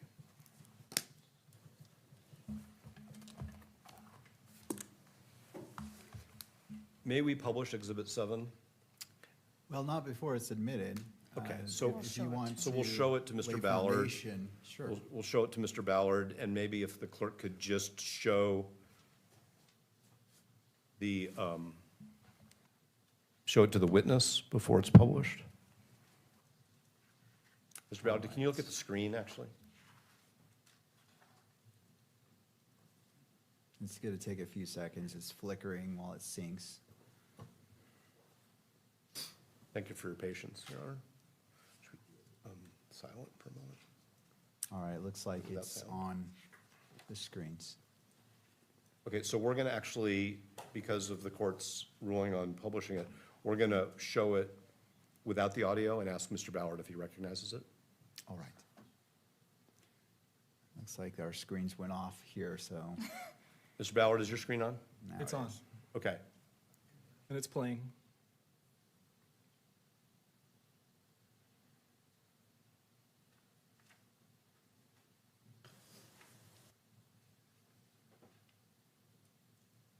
Can Your Honor see it? Yes, thank you.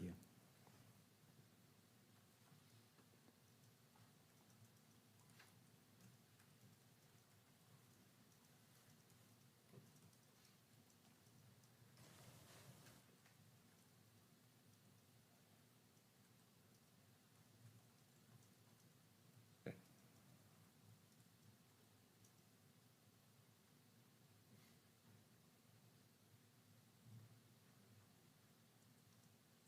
All right, why don't we stop for a second? Mr. Ballard, is that you?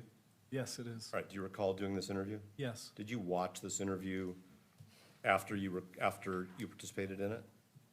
I watched this story, yes. Okay. Is this, as best as you can tell, an accurate digital copy of that broadcast where you were interviewed by Fox and Friends? I haven't heard the audio, but I believe it is, based on what I've seen. Okay, well, I'm going to ask the court to receive it into evidence, and if Mr. Ballard thinks that the audio is inconsistent with what he previously said, we'll withdraw the exhibit. With that proviso, no objection. All right. Defense Exhibit 7 is admitted and may be published. Thank you. We'd now like to play it. And just so Your Honor knows, the entire thing is about 2 minutes and 12 seconds. All right, thank you. Rather than trying to cut it up, we'll just play the whole thing. With audio.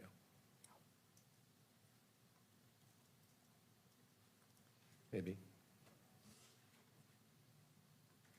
Well, Actually, and now we can publish it, so all the screens can be on, right?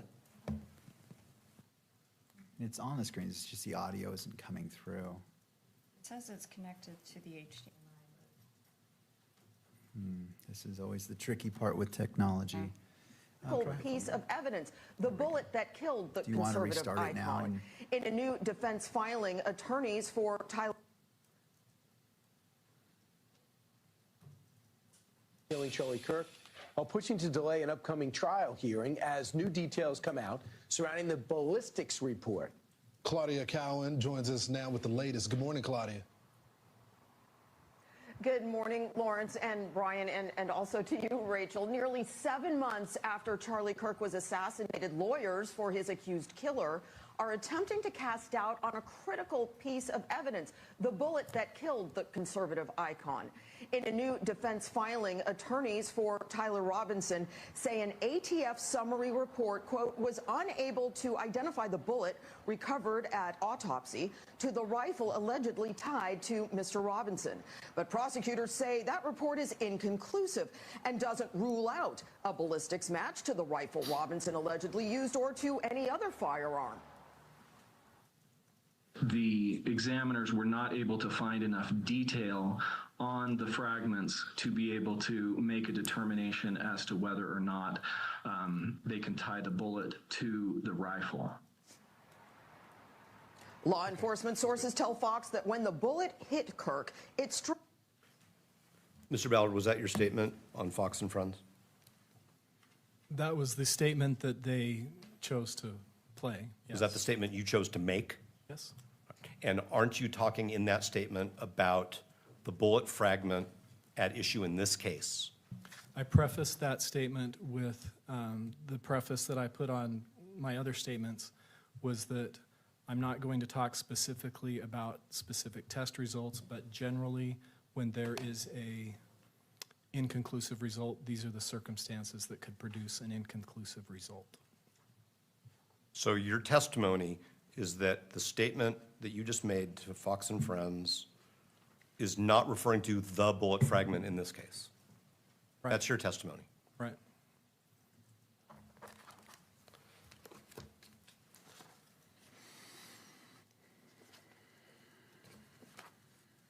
So obviously your office, Mr. Ballard, and apparently TPUSA were concerned with what I'm going to refer to as the media spin on the contents of the motion to continue, correct? Can you Your rephrase office that? was concerned, and TPUSA expressed concern about the way the media was, I'm just going to use the word spinning, I think we all know what that means, the contents of the motion to continue. I can't speak for TPUSA because I wasn't privy to that phone call. But our office was concerned, yes, about the prejudicial media reports. So my question is whether the goal of these interviews was to influence the reporting, or was it to change the what you were concerned was the public perception of the case? The goal of these interviews was to respond to the specific media inquiries that were being generated by the misinformation that was circulating about the bullet testing. But there's a reason why counsel who are subject to the rules we're talking about here, and especially prosecutors subject to these rules and the court orders, choose to engage in extrajudicial statements. I understand your position is it's an extrajudicial statement which is permissible under the court order and the rules. I don't agree with you, but I understand that's your position. So what I'm just asking you about is what you hoped to accomplish. Was it to change the media content, or was it to influence the public perception of the evidence in this case? Objection, asked and answered. Mr. Novak, would I you don't like- think I asked that question. Or if I did, the answer wasn't responsive. Mr. Ballard's response to the last question was, the goal was to respond to media inquiries. Was that the only goal, just to respond to Hold on, media hold inquiries? on. I'm sorry. Counsel, I need to rule on the objection before Absolutely. we move forward. I'm going to overrule the objection and allow that question to be answered. The goal was to respond to the substantial undue prejudicial effect of the media stories. What evidence do you have that there was undue prejudice? We haven't picked a jury yet. The evidence that the reason that we were concerned about those statements is that it was producing we were concerned about the media stories that were saying, first of all, that the bullet in fact did not match, and that therefore we had no case, that we had brought a groundless prosecution. That was our concern. Which is an issue that can be addressed through jury selection, correct? That's one way. Yes. That's an issue that could be addressed through an expanded jury questionnaire, correct? Yes. It's an issue that could be expanded through additional peremptory challenges if the court deems it appropriate, correct? That's another way. It's Yes. an issue that could be addressed through individualized voir dire, correct? Yes. It's an issue that could be addressed under the appropriate circumstances through a change of venue, correct? Perhaps. A couple more questions, and then if I have any more time, I'll reserve it. You have 28 minutes remaining. Oh, wow. So, Ms. Visser scared me.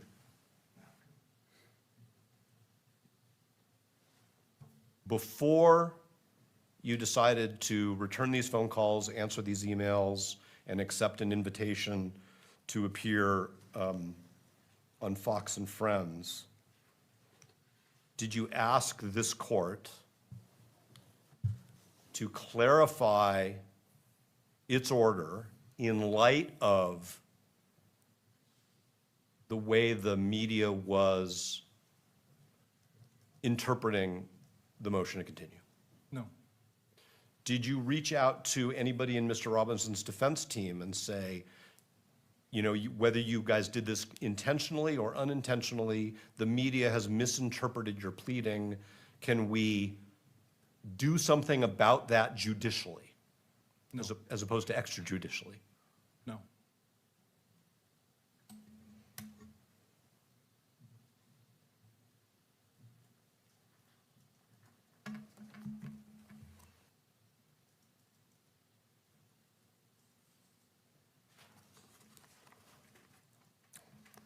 I have no further questions for Mr. Ballard. thank you, Mr. Novak. Mr. McBride.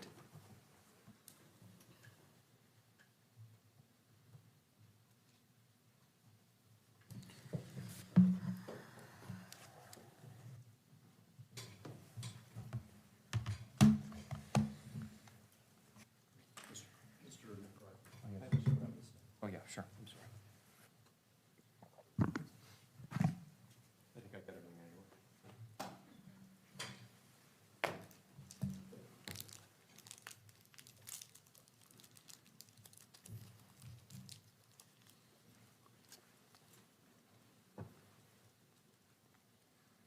Hey, Mr. Ballard, I wanted to ask you a little bit of follow-up from what defense asked you.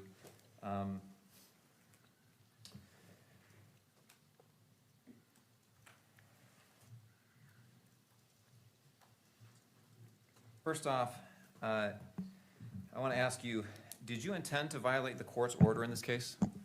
No, Do you believe you violated the court's order in this case? no, Did you take actions to avoid violating the court's order in this case? yes, And do some of those actions include being familiar with the order, yes, being familiar with Rule 3.6, yes, limiting your statements to the media to those necessary to address the issues prejudicing your client? yes, Did you include a statement in some of your statements that the defendant was entitled to a presumption of innocence? yes, And a statement that the jury would decide the defendant's guilt as the finder of fact in this case? yes,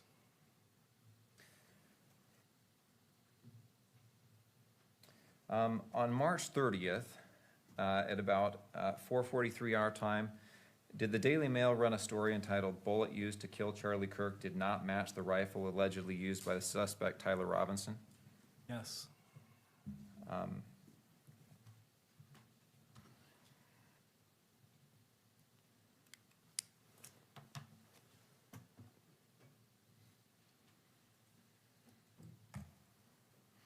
I'm showing you on the screen. Can you see on the screen? yes, Exhibit 22? 22, Yes. Excuse me, Exhibit B. okay, yes, I see Exhibit B. And is this Exhibit B to the filing, the state's opposition to the motion to continue, what was the title of this? I assume that, let me see the first page.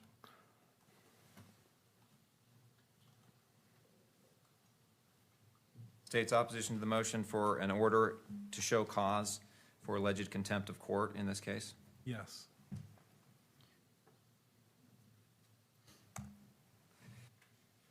And is Exhibit B that Daily Mail story that you referred to just now?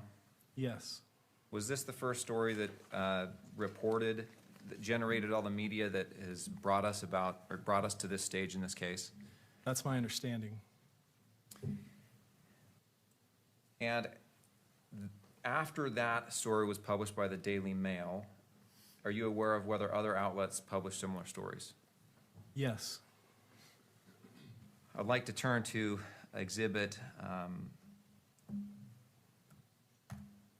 C in that same pleading.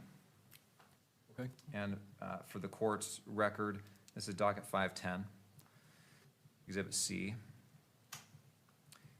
And this is a USA Today article, is that right? yes, The title is, "Does the Bullet Match? Key Issues Emerges in Charlie Kirk Murder Case," correct? correct. And I now want to turn to Exhibit D to this pleading.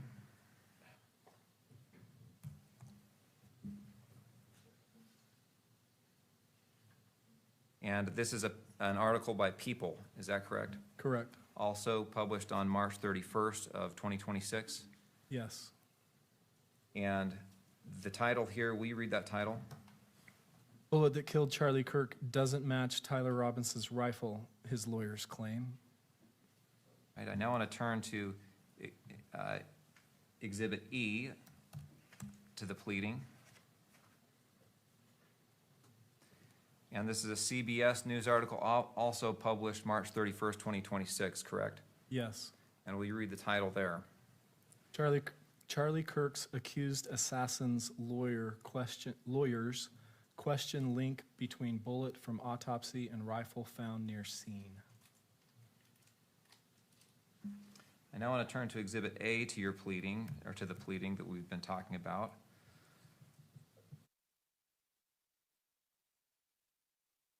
First, updated the next day, April 1st. Will you read the headline there? How one headline shaped the narrative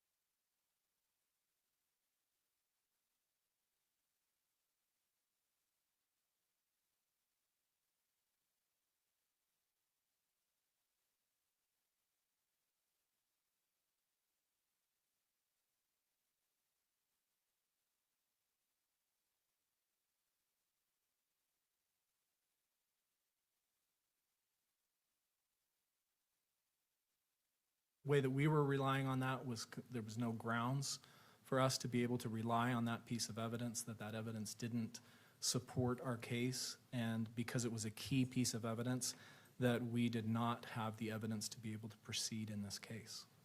And did that make you concerned your client might be, your client's Mr. right to? McBride, Excuse me. let me stop you. There may be an issue with the audio being transmitted, so I just want to make sure that's remedied, and then we can continue once we confirm it's functioning as it should. Thank you.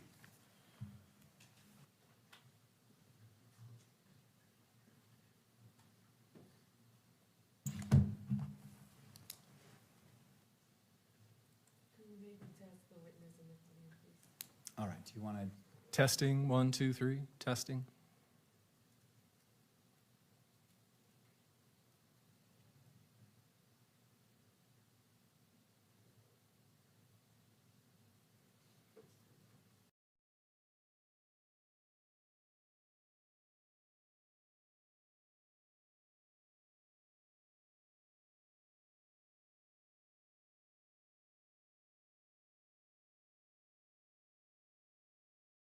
Mr. McBride, we can continue. Thank you. Were these reports that we've gone over in the last couple of minutes, these news stories, were they accurately reporting what the evidence was in this case? No. And did that cause you concern about whether it would affect your client's right to a fair trial? Yes, it did, because not only were those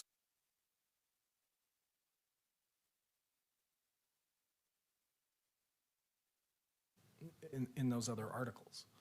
When you received those calls, you testified that you and Mr. Gray had spoken about this, you'd spoken about Rule 3.6 in the court's order. But when you received those calls, you had the option, as you testified in direct examination, of just saying no comment, correct? Right. Would a no comment, how do you believe that response would be received by the public if the media states, we reached out to the Utah County Attorney's Office, when they were asked for comment, they responded, no comment? Objection calls for speculation, relevance. Mr. McBride? The question here is whether or not Mr. Ballard responded as a reasonable attorney would under Rule 3.6C. Could you repeat the question? I just want to make sure I'm processing it properly. How do you believe the press would, or how do you believe the public would receive a story that had the response from the Utah County Attorney's Office as no comment? I'm going to sustain the objection because it's asking for him to perceive what the public would perceive, and that does go to speculation.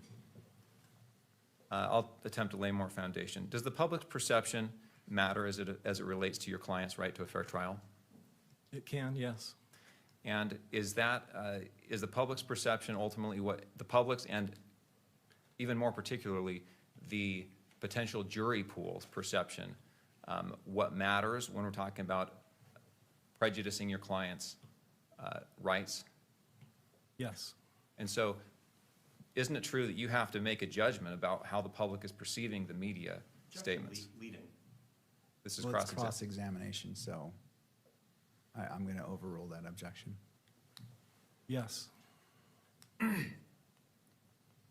Did you believe a no comment response would cure the prejudicial effect of the media stories? No. Did you believe it would actually potentially increase the prejudicial effect of these stories? Yes, especially given the kinds of stories that were circulating there, like that our case has a fundamental problem, that this is a bombshell, and for us to say no comment or to not give a response would feed the, my concern was that would feed this idea that the state really does not have sufficient evidence to proceed. Okay, thank you.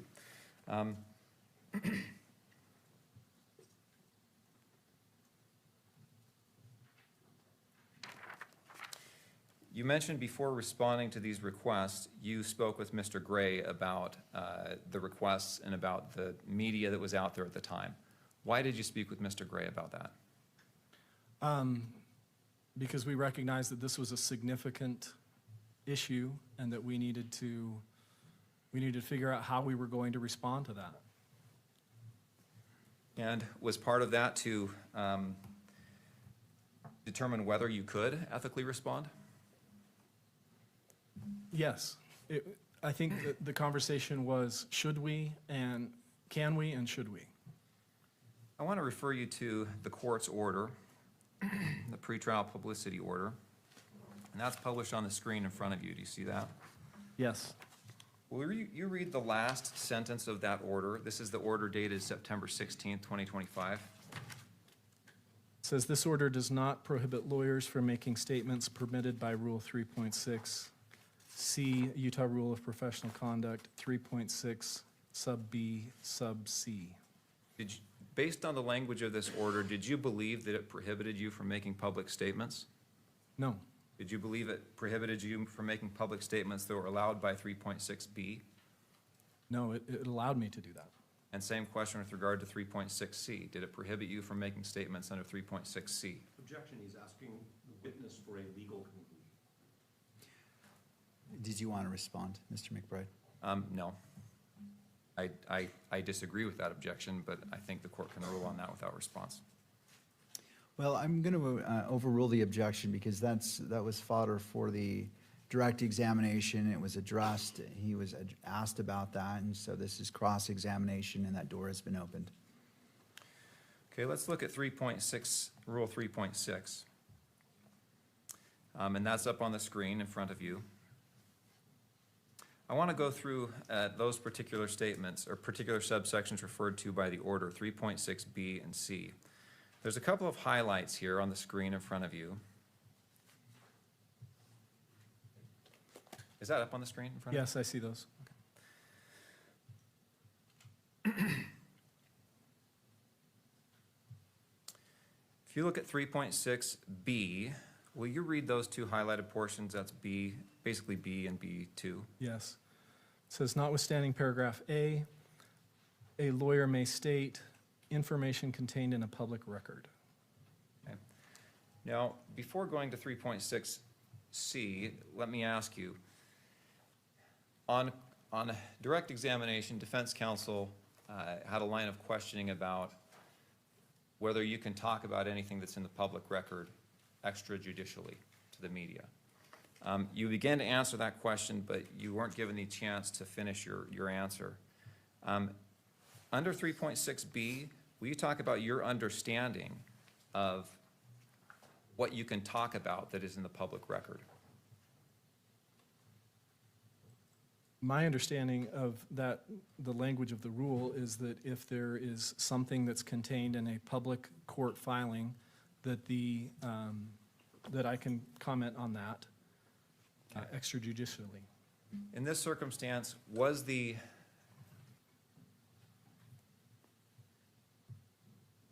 statement that generated this in defense counsel's pleading, that the ATF was unable to tie the bullet to the gun, was that in a public pleading? Yes. And the report that they made that statement from, the ATF ballistics report is what I will call it, was that in a public pleading? It was. The defense attached that report to their motion to prohibit testing, and the court had ordered that to be made public.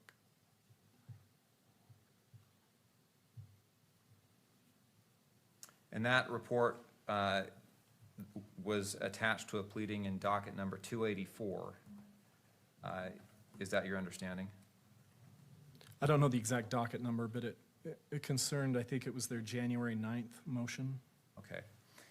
And for reference, the court's order making that docket number public is docket 460, March 12, 2026.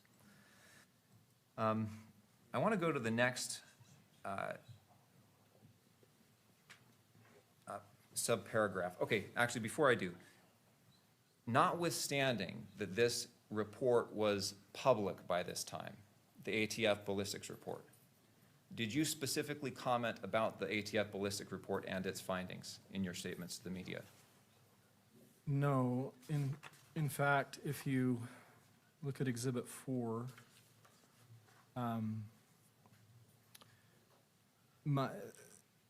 the highlighted portion there, I say, when I'm responding to the USA Today reporter, I say, the ethical rules prohibit, well, it says, ethical rules prohibit him from speaking publicly about forensic testing and results. And then I go on to say, but I can say generally that when you have an inconclusive result, these are the types of circumstances that might produce an inconclusive result. Okay.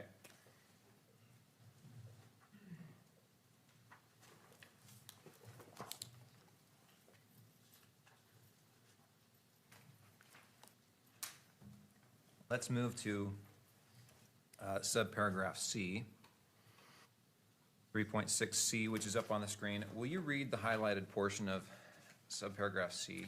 Yeah, actually, it's not up. It's for going to some take a reason. few seconds for it to render itself on the screen.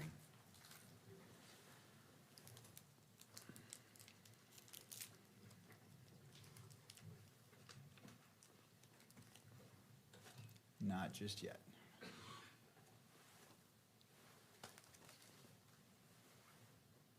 I could read it from the exhibit. Let's go ahead and do that, if you don't mind. So the first full sentence of subparagraph C. This is from Exhibit 10. It says, notwithstanding paragraph A, a lawyer may make a statement that a reasonable lawyer would believe is required to protect a client from the substantial, undue prejudicial effect of recent publicity not initiated by the lawyer or the lawyer's client. Want me to continue? No, that's fine. So as you read that, is there anything, do you see any language in subparagraph C that requires that any other public, undue prejudicial, substantial undue prejudicial effect of recent publicity must be generated by a defense counsel or opposing counsel? No.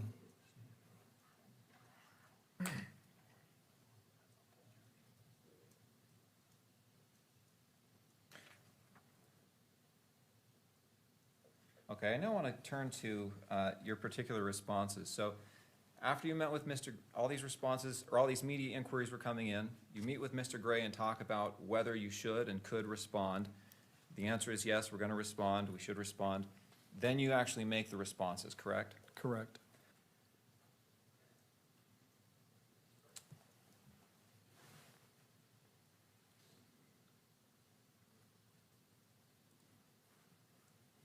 I'm going to turn back to the pleading that we'd referred to, where we had attached many of the news stories.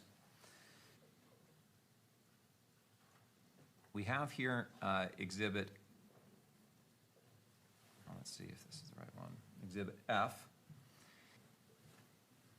And this is, I think this also appears in defense counsel's binder.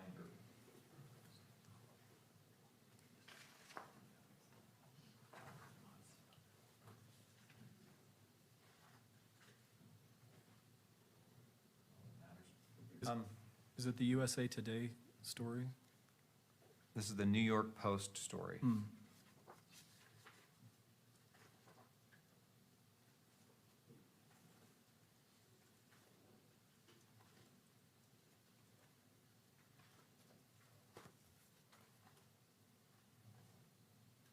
I'm going to ask you to read the first two paragraphs here on this page.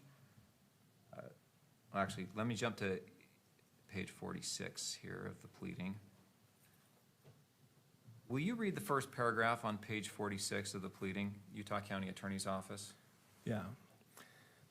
Utah County Attorney's Office Prosecutor Christopher Ballard said he can't comment on forensic testing and results, but he said, quote, when the results of a bullet fragment analysis come back as inconclusive, that means only that the fragment did not contain enough detail for the examiner to determine whether the characteristics on the fragment were consistent with having been fired by a particular firearm, end quote. And is that consistent with how you attempted to respond to all the media outlets that made inquiries? Yes. And is that in fact your statement?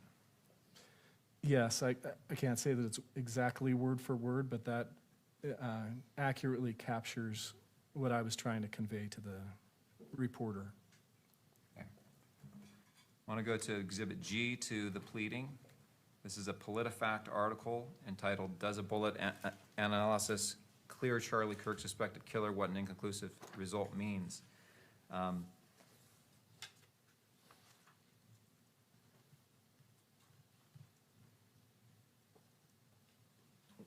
I'd ask you to read that first full paragraph, starting with when. Will you read that, please? When the results of a bullet fragment analysis come back as, quote, inconclusive, unquote, that does not mean that the rifle did not fire the bullet. Christopher Ballard, a spokesman for the Utah County Attorney's Office and part of the prosecution team, wrote in an email to PolitiFact. Thank you. Again, is that accurate? to your Yes. memory? Same answer. You can't say word for word, but in essence, it's accurate. Right.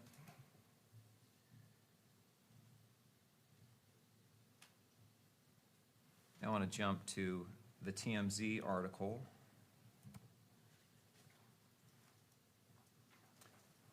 And is this TMZ article here, this Exhibit I to the pleading, an article that quotes you? Yes. So let's go to page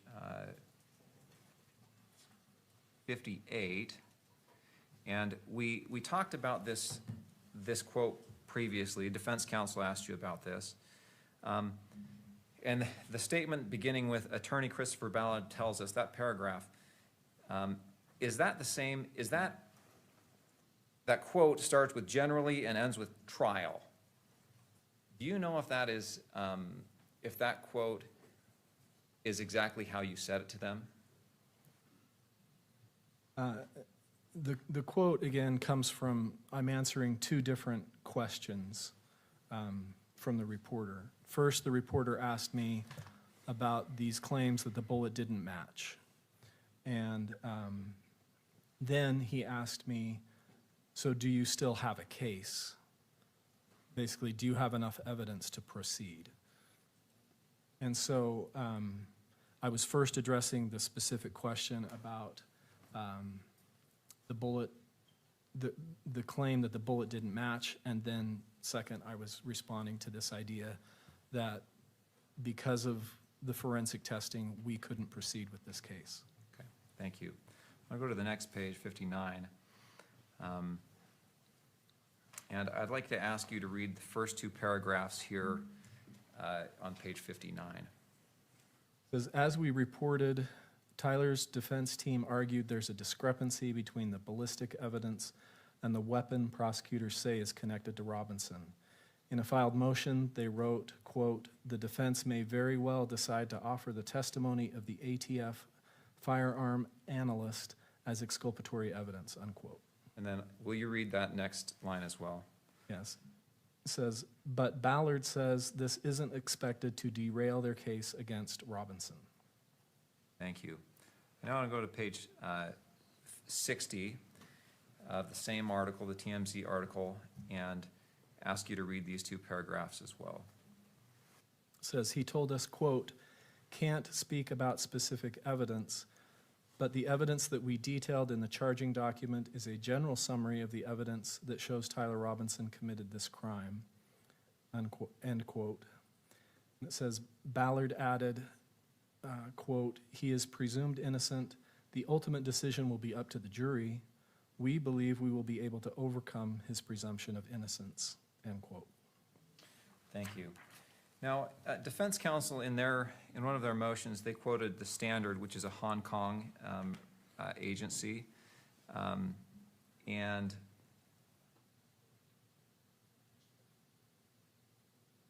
did you look at that quotation to the Hong Kong or to the Standard? Yes, when I saw that in the defense pleading. Okay, And I've got that up on the page, on the monitor in front of you. It's page 8 of defense counsel's motion for the order to show cause. And this, there's the double indent here. Do you see that? Yes. Did you talk to the standard? No, they did not contact me. And it looks like they included some of your statements, but not all of them. Is that accurate? It looks like they're referring to the TMZ article, and yes, they took some of the quotes, but not all of them. Okay, thank you.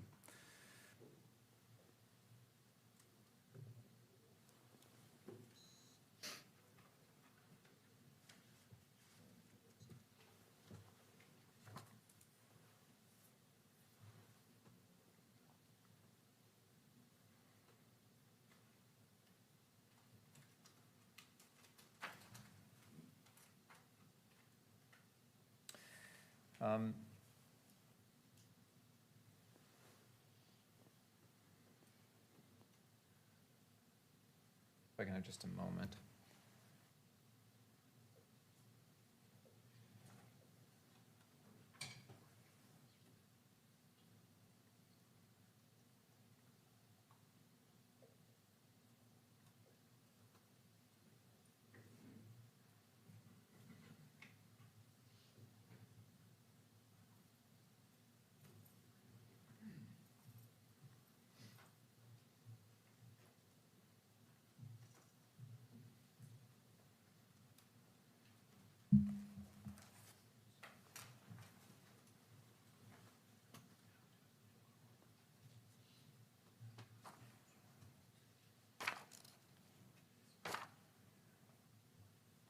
Okay, I wanted to refer you to Exhibit 4 in Defense Counsel's binder. Okay. Let's see, in that purple highlighted portion on the last page, the second to last paragraph, this was discussed a little bit earlier, but I wanted to make sure that this was clear. Will you tell us what you were referring to in this second to last paragraph? It reads, Ballard confirmed the ATF or FBI and ATF are adding information to the initial reports. The prosecutor expected will include data supporting the initial conclusions. Will you explain what that's referring to? Yeah, my recollection is that the defense, is part of their motion to continue the preliminary hearing, as part of the justification for that motion, they had argued that they hadn't received all of the underlying data that supported the conclusions in the initial reports. And so the reporter was asking me about whether, had that data already been produced or whether it would be forthcoming. And I was confirming that the FBI was gathering that and would be providing that, the information that the defense requested.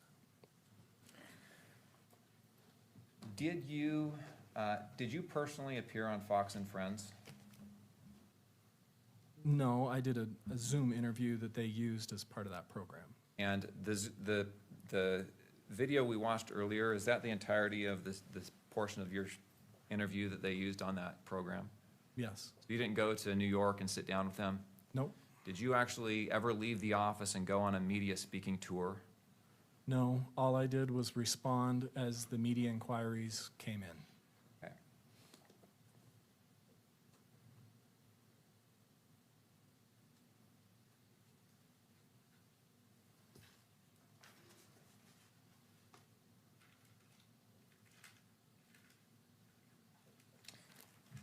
Thank you. I have nothing else. Thank you. Mr. Novak, redirect. Yes, sir.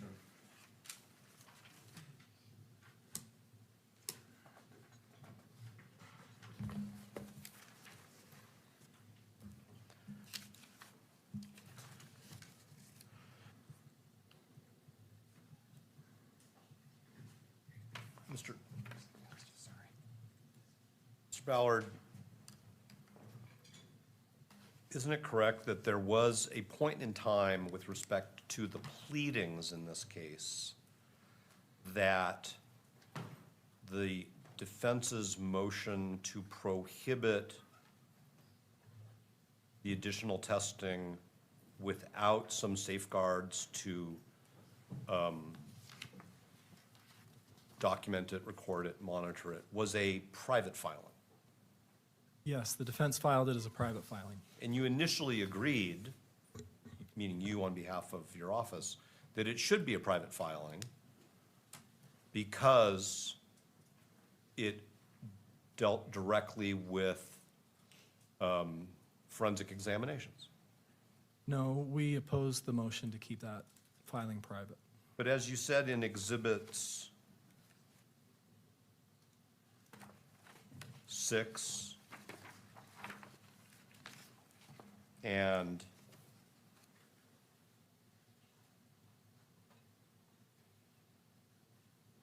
second, Your Honor.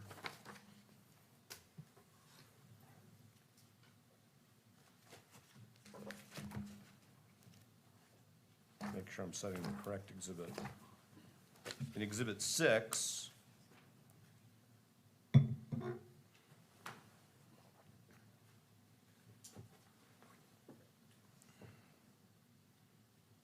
that you initially hoped that the dispute over the testing could be resolved between the parties, right? Yes, Okay. And then we filed, meaning Mr. Robinson filed, a motion to get some control over that FBI testing because the FBI had basically said, we won't let a defense ballistic expert watch and we won't videotape it, right? I wasn't privy to what the defense was saying, or the FBI lab was saying. But you're aware of the dispute. There was a dispute, yes. The FBI wanted to do further testing on bullet fragments, and we were concerned that it would have a destructive effect on the evidence. And so we asked to have a ballistics expert observe the FBI testing, correct? I know that you filed a motion. We asked your office to arrange with the FBI for an outside expert to observe. Aren't you aware of that? I know that you were requesting certain procedures. Right, was to either be present or videotape it. Or maybe you don't know what the procedures were. That sounds correct to me. I wasn't part of those negotiations, or Okay. that And discussion. when the FBI didn't agree to let there be light on whatever they were going to be doing, as opposed to darkness, we filed a motion for judicial intervention, right? Yes, you filed a motion. And we filed it privately. Yes. And we argued to this court that it should be private because it addressed forensic testing not yet received into evidence and future forensic testing not yet received into evidence. And the state opposed that. Objection, counsel's testifying. Didn't we file that? Oh, counsel, there's an I did objection. it again. Would Sorry. you like to respond? I can rephrase it in the form of a question. All right, I'll go ahead and sustain the objection and maybe rephrase. Are you familiar with the reasons why we thought the forensic testing documents and the dispute should be filed and litigated privately? I think I generally understand why you wanted that private. And the state decided it should be public. We decided to oppose that motion. It was your position that it should be public. Yes. And then the court overruled or denied the motion to keep it private, correct? Yes. And so that then became a matter of public record which you believe you could make extrajudicial statements about. I believe the rule allowed that, yes. Now, your testimony is that you only intended to communicate to the media generally how bullet fragment analysis works, correct? Yes, I was responding to those inquiries and being careful to stay within the confines of Rule 3.6. But the media inquiries were not generally how is bullet fragment analysis conducted and what are the findings and what are the conclusions. The questions were about the bullet fragment analysis in this case, correct? Yes.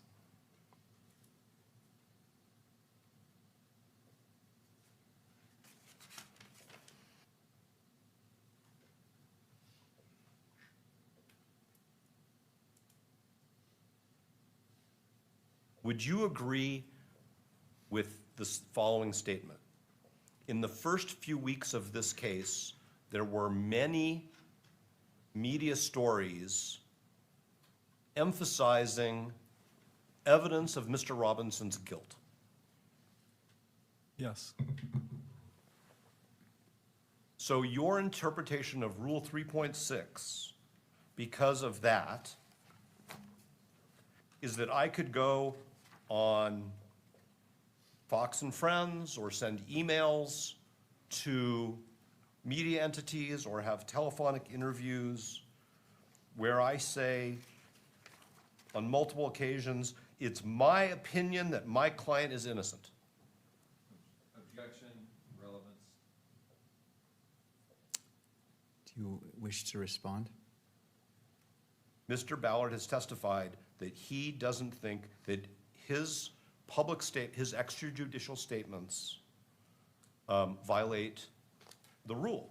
And he specifically referred to comment 4, which says any opinion as to the guilt or innocence of a defendant or suspect in a criminal case is not prohibited because of what he says is prejudicial pretrial publicity. And so I'm asking the obverse, which is whether he agrees that that means that I or somebody I hire could go on a speaking tour. I'm not saying you went on a speaking tour, but and proclaim my opinion that Mr. Robinson is innocent without violating this court's order or without violating the rules of professional responsibility. All right, I understand the objection and the response. I'm going to overrule the objection as it's within the nexus of what's being addressed in this hearing and what's been brought up in both direct and cross-examination.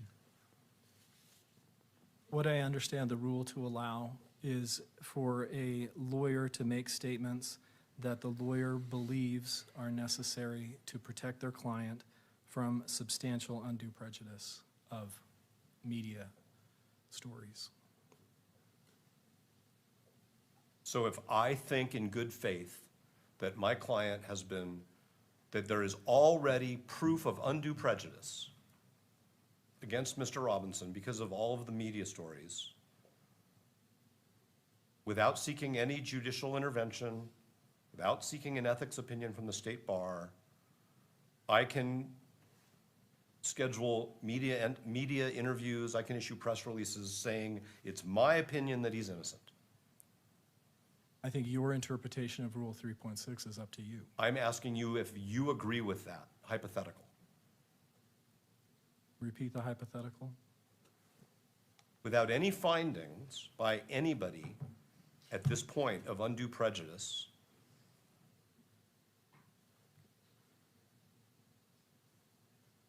and based on the media coverage to date, which we are all familiar with, do you agree, well, is it your opinion that the rule permits me to go on Fox and Friends, or have telephone calls, or send emails, issue a press release that says it's my opinion that Mr. Robinson is innocent, and that if I did that, I would not be in violation of this court's order or the ethical rules that we've been discussing? I don't see anything in the rule that requires previous findings about prejudice. It's just your conclusion that there is prejudice. That's enough? I believe that what's required is what the rule says. Thank you, Your Honor. Appreciate the court's time. Thank you. Anything further for this witness? No. Mr. Ballard, you may step down. Thank you. All right, to defense, it looks like you have about 20 minutes left. I didn't include the cross-examination against your time. We'll go to the state's time, but how would you like to proceed next? I have a few questions for Mr. Gray, since he was mentioned in the testimony from Mr. Ballard, and the OSC was returned against Mr. Gray as well. Would you prefer to take a 10-minute break, or do you want to keep going? I'll defer to you. I think a 10-minute break would be great. All right. Thank you. Court will be in recess for 10 minutes. We'll come back at approximately 11:35.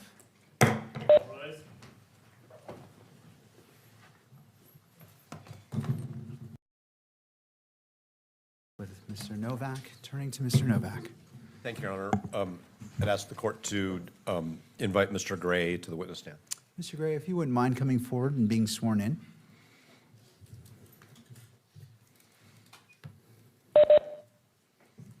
You do solemnly swear that the testimony you shall give in the case now pending before the court will be the truth, the whole truth, and nothing but the truth, so help you God.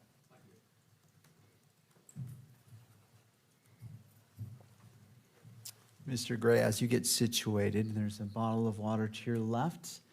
And after you're seated, if you wouldn't mind pulling the microphone to you so the record picks up your testimony. Mr. Novak, your witness. Thank you, Your Honor. Mr. Gray, you're the elected county attorney for Utah County, correct, sir? Yes, I am. All right, and so you are responsible for essentially everything that happens in and through your office, correct? Yes. All right, and is Mr. Ballard still your chief of staff? He is. Does that mean he reports to you in the sense of an organizational structure? Yes. All right. And he's also the public affairs officer for your office? Yes. And he's also an attorney? Public information officer. not I'm sorry, public affairs. public information officer? Yes. And he's also a prosecutor? He's general counsel. He helps with motions. And he's one of the prosecutors in this case? Yes. All right. Mr. Ballard testified that you and he had some general conversations about media inquiries concerning the contents of Mr.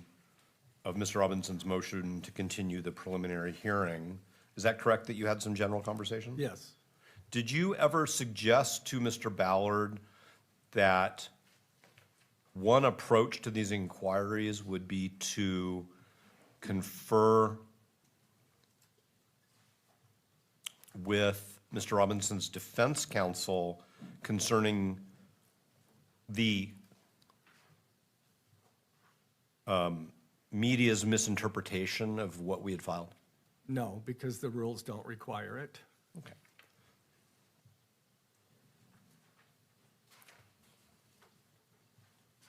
Did you discuss with Mr. Ballard whether the state should approach the court concerning what, if anything, the court would permit the state to do in light of your concerns? Again, no, because the rules don't require it. Do the rules prohibit it? They do not prohibit it, but neither did his order require it, the judge's order in this case. Nor did the rules prohibit you from, No. Nor did the rules prohibit you from reaching out to defense counsel and say, hey, you know, the media is spinning this in a certain way. We need to discuss correcting the record No. or clarifying media misinterpretations. No. All right. What about having a conversation with Mr. Ballard that went like this? Why don't we draft a statement, a single statement that we can send out to media entities and just be done with it? I don't know that we had that conversation. I might have thought about that, but then you're getting even wider dissemination. I was unaware of how many inquiries there were. That actually might have the effect of going beyond who was inquiring. But would you agree with me that one approach could have been to issue a statement which says the state stands by the allegations in the information and the significance of any evidence will be established in court proceedings? I don't think that that would be sufficient. It wouldn't have been sufficient to change the media spins. Is that what you mean? Yes, I mean, what we're concerned about is prejudice to a prospective jury. And so that could be very damaging to our ability to do that. And so we wanted to ameliorate that prejudice. And so is it the the number of media stories and the content of the media stories which led you to conclude that the state was being prejudiced? There was a potential to prejudice a fair trial, yes, Based on based on misinformation, in the media? yes. But if it were accurate information, that would be okay with you? I would not be correcting anything if it was accurate information. Did you consult so we have the binding rule of professional responsibility here in Utah. Did you consult the ABA rules on this same issue? No, Are you familiar with them? yes, Are you familiar with the ABA rule that basically says extrajudicial statements by one party are only permissible where there have been extrajudicial statements by another party? Objection, Your Honor. Relevance. What we're dealing with here is whether or not Mr. Gray, Mr. Ballard violated the court's order. It does not refer to the ABA rule. I think it just goes to the state of mind of both of the individuals against whom the court has already returned to the order to show cause. Well, help me understand the relevance as it relates to. Well, the we have an ABA. ABA rule, which we cited in our reply brief, called Fair Trial and Public Discourse, cited at page 5, pages 4 and 5 of 6 pages in our reply brief at footnote 1, which points out that the ABA guidelines limit extrajudicial statements to those circumstances where an opposing party has already made extrajudicial statements. Whereas here, what the state is saying is that it can basically correct the record or make any public statements it wants as long as there's something in the public record, regardless of where it came from. Why my concern as it relates to relevancy is whether that's binding and whether that's even applicable. I mean, there may be like a best practices, and I'm not saying it is or it is not, but as it relates to the issue before me, I don't see how that's relevant to help me with my finding in regards to the ABA. Okay, so I think that so far Mr. Gray has said he's aware of it, and I think that's fine. All right, thank you. So I'll sustain the objection. We'll move on. Is that correct, Mr. Gray? You're aware of that standard? I am aware of the ABA standard. All right. Now, I'm just going to ask you the same question I asked Mr. Ballard toward the end. Would you agree with me that in the first few weeks especially, and continuing throughout this case, there has been substantial media coverage commenting upon Mr. Robinson's guilt? Both guilt and innocence, yes. Including, okay. And would you agree with me that he is entitled constitutionally to a presumption of innocence? Absolutely. Until the matter is submitted to the jury for deliberation? Absolutely. Okay. And so, do you agree with Mr. Ballard that in light of all of what Mr. Robinson's defense counsel view as prejudicial media coverage, prejudicing his right to a fair trial, that I can make public statements as to my opinion about his innocence without violating this court's order? No, you cannot make an opinion about innocence or guilt, but I don't think that's what happened here.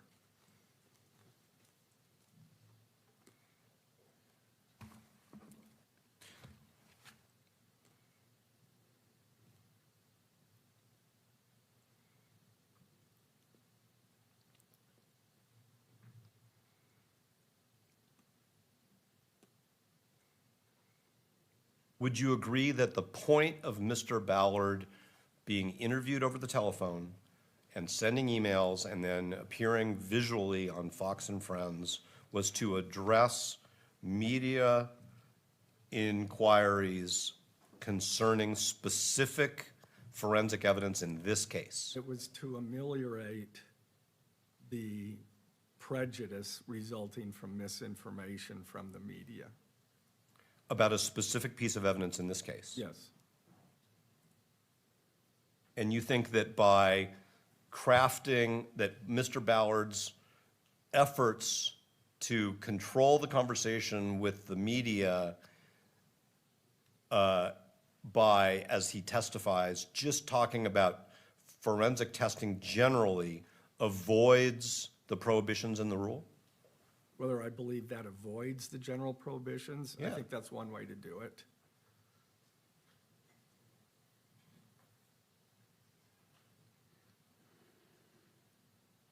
I know that you did not seek any guidance from the court on this issue.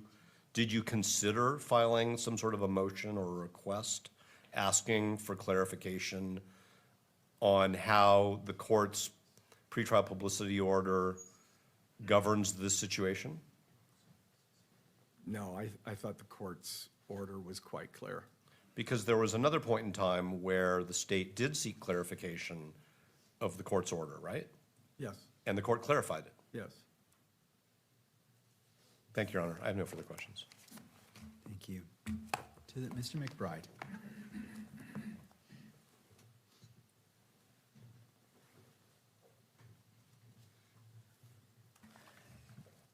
Mr. Gray, do you believe that the presumption of innocence means that an attorney can never respond to prejudicial media?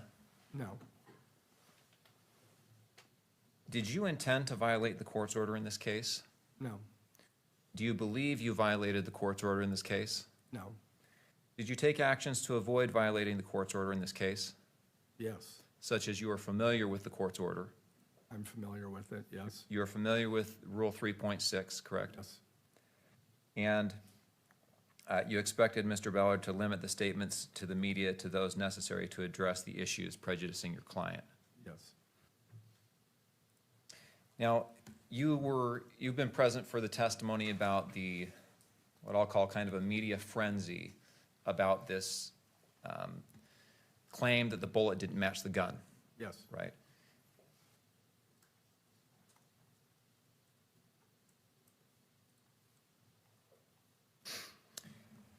As that media came out, did you meet with Mr. Ballard and discuss what to do about it? Yes, my recollection is a little bit different from Mr. Ballard's recollection of it. What I recall is he came to me, told me that he was getting several media requests for that, and whether or not we should or could respond to those inquiries. So I spoke with him about it. I know I spoke with Chad. We discussed Rule 3.6, specifically subsection C, that indicates that we can, where we believe that there's a substantial likelihood of material prejudice. And so I ultimately told Mr. Ballard that, yes, he could respond to inquiries regarding that. And specifically our concerns. The media had reported, based on the motion to stay the preliminary hearing, it indicated only that it didn't indicate on the bullet, the defendant's motion, and didn't say anything about the actual report that said it didn't indicate or exclude that it came from Tyler Robinson's rifle and was therefore inconclusive. So based on our reading of that, we could correct that. This wasn't a matter of, deciding whether it's exculpatory or inculpatory. This was a matter of correcting what that ATF report actually said. And particularly to your client's right of a fair trial, right? That's right. Okay. You said you're aware of the rule, you're aware of the court's order. Were you aware of any cases dealing with media and attorneys correcting misrepresentations by the media? I was. For example, do you have, The Corey Richards case, actually, where lead counsel in this case was also lead counsel in the Corey Richards case. I was aware of their interview that they conducted before trial to correct what they perceived as misinformation.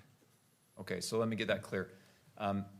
Lead counsel in this case, Kathy Nestor, is that right? Yes, She went to the media in the Corey Richards case, is that right? yes, And with the purpose of correcting what she perceived to be misinformation in that case? yes, from the media. And did she make any comment about prosecution's duty to correct misinformation in that interview? There were the entire team there, or at least 3 members of that team in that report. Of the and- defense team? Of the defense Okay. team. And between her and her other co-counsel, they indicated that they had hoped, I believe Ms. Nestor actually stated that she had hoped that the prosecutor would come forward to correct that misinformation, but because they didn't, they came forward. And were you aware of that case and that interview on March 31st of this year? Yes, yes, I was. When did you become aware of that interview by Ms. Nestor? Back in October of 2025. Okay.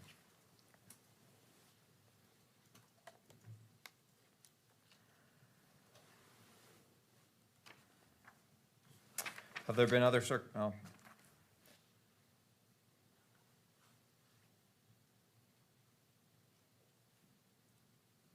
Have there been other circumstances in this case where you have declined and your office has declined to speak with the media?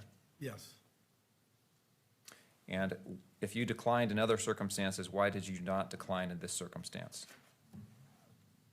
Because we were, again, it was media reports where they were saying that they were misrepresenting the actual report that's in the record. And, you know, that it did not match. That's not what the report said. Again, I'm not getting into whether it's exculpatory or inculpatory. What the report said was that the testing did not identify or exclude the bullet fragment as coming from the rifle, and therefore was inconclusive. And so we got those reports. In those other circumstances, we had persons concerned about what they perceived as misinformation. And my conclusion was, we're not going to go out there and talk about those things because, quite frankly, you know, I didn't know whether or not how the defense would use that information. And so I decided, no, we're not going to comment on that kind of stuff. Okay, so there have been other circumstances where you said, nope, we're not going to talk to the media about X, Y, and Z. That's right. But in this case, you made an analysis and said, yes, we're going to talk to the media in this case because of how important the issue is. Yes.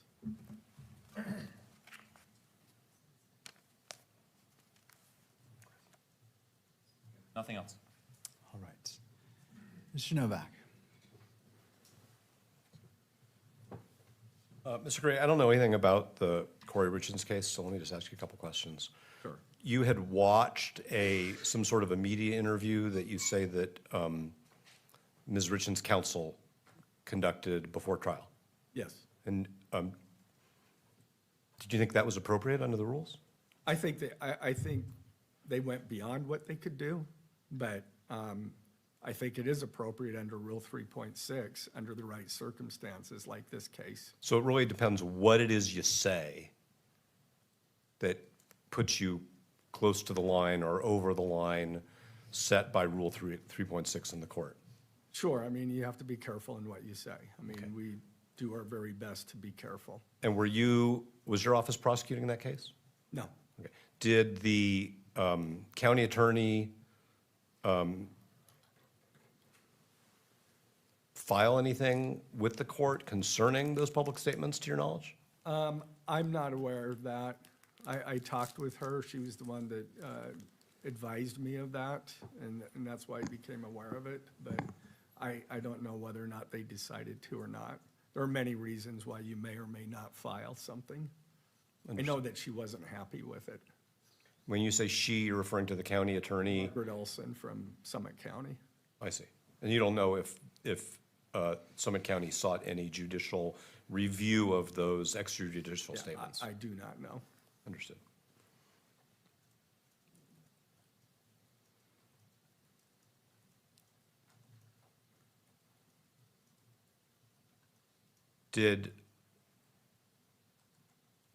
Yeah, thank you, Your Honor. I don't have any further questions. Thank you. Anything further for this witness? No. Mr. Gray, thank you. All right. Mr. Novak. No further witnesses, thank you. All right. To the state. No witnesses, Your Honor. All right. We can proceed to, I'll defer to the parties. Mr. Novak, you have about 8 minutes for argument. The state has a little bit more than that. So as the parties wish to proceed. I'm prepared to do it now if the court wants to continue. Whatever works. Yes, my intent is, we'll do that, then that will conclude this particular, as it relates to the OSC, and then we'll turn to the motion in limine as it relates to hearsay, giving the parties time to argue that, as the court has reviewed in detail the motions, which were detailed, and the court appreciates that. So we'll have a brief oral argument on that, and then we'll go to the last issue that Mr. Novak brought up and address that as well. All right, turning to Mr. Novak.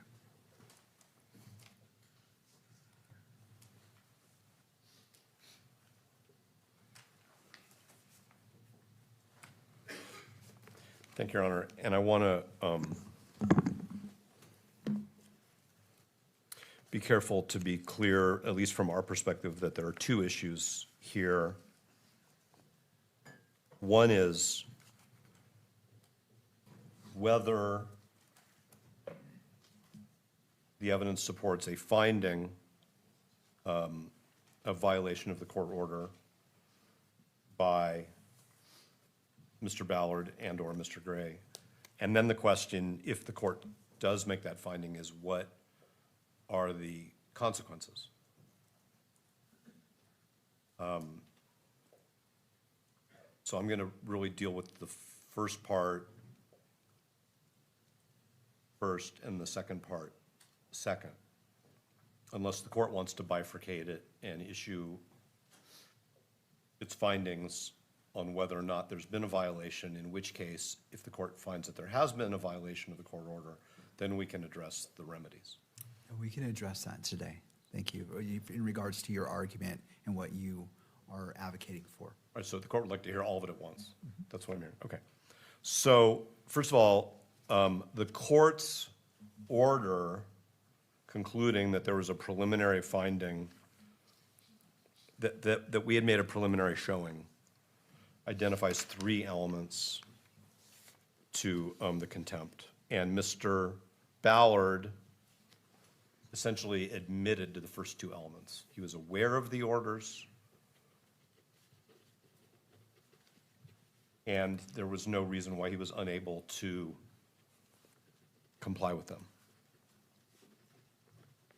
So the third element is whether the order was violated. Now, I acknowledge that the court's order uses the word intentional, but I would ask the court to look again at our pleadings concerning whether intentionality is an element of the offense. And the reason why that's important is because many courts, as I cited in the brief, so I'm not going to cite all those cases again, say that where the order is in the nature of an injunction, the court doesn't need to make a finding of intent. Every order is different. This is an order enjoining conduct. And so if somebody violates, knows of, and has the ability to comply with an order enjoining conduct, and the order is violated, there is no need to show intent. However, what I will argue to the court is whether or not the court is going to add that element of intentionality, I think the evidence is clear that the violation was intentional. Or it was so reckless, and I will use the legal phrase extreme recklessness, that there's a very fair inference of intentionality.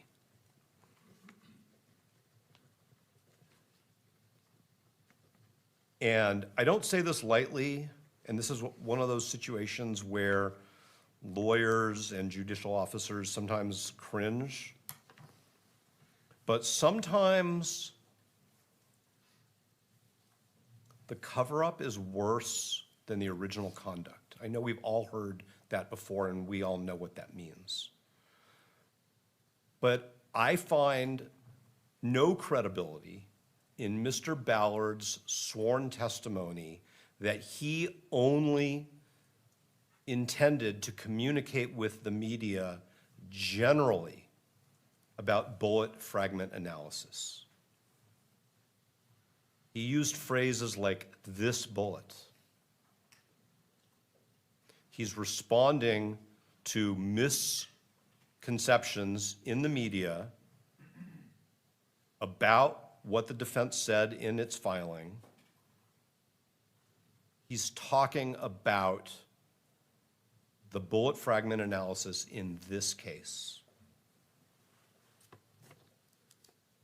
And I have trouble accepting Mr. Ballard's explanation that he really never said anything about the bullet fragment analysis in this case. Especially, I mean, the most clear example, frankly, is his statement in Exhibit 7, which is his statement on Fox and Friends. Because he talks about this bullet, the bullet, the bullet. He's not talking in general terms. He's not talking in generic terms. He's not a ballistics expert, although in some of these exhibits you see that the journalists interviewed ballistics experts. Mr. Ballard is trying to influence public perception about examinations in this case. And I think to say, oh, I'm not talking about this case, I'm only talking about ballistics generally, is belied by the context in which the statements were made, the motive that Mr. Ballard and Mr. Gray admit they had in engaging in extrajudicial statements, and the content of those statements.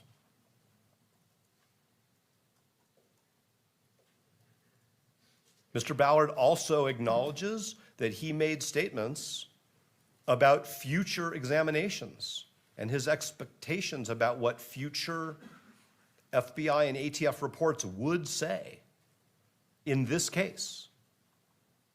So even if Mr. Ballard has this, what he thinks is a safe harbor, oh, I was just talking about bullet fragment analysis generally, he is then saying, oh, and we'll have some more reports in this case soon that will clarify this.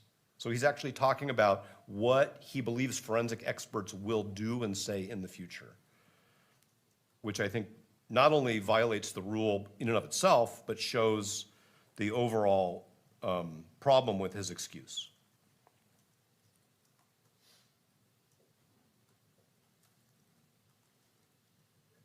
The reason why we asked Mr. Ballard and Mr. Gray if you can turn this around and say, since there's been all of this negative media coverage, can I go on a public relations tour and state, in my opinion, Mr. Robinson is innocent, extrajudicially, beyond the fact that he has a constitutional right to the presumption of innocence, which the prosecution has an obligation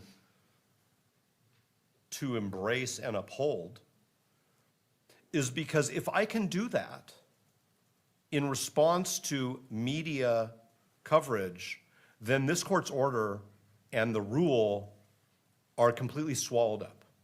In other words, in a case where there is media coverage, which is not the result of interviews by the defense, I can go do those things, then this court's order has very, very little meaning. And Rule 3.6 has very little meaning. And that just can't be the way it works. So, at a minimum, their conduct was extremely reckless. And that, in the law, is the same as intent. But again, I don't believe that that's what this court has to make a finding in order to confirm the court's initial preliminary finding of a violation of this court's rules.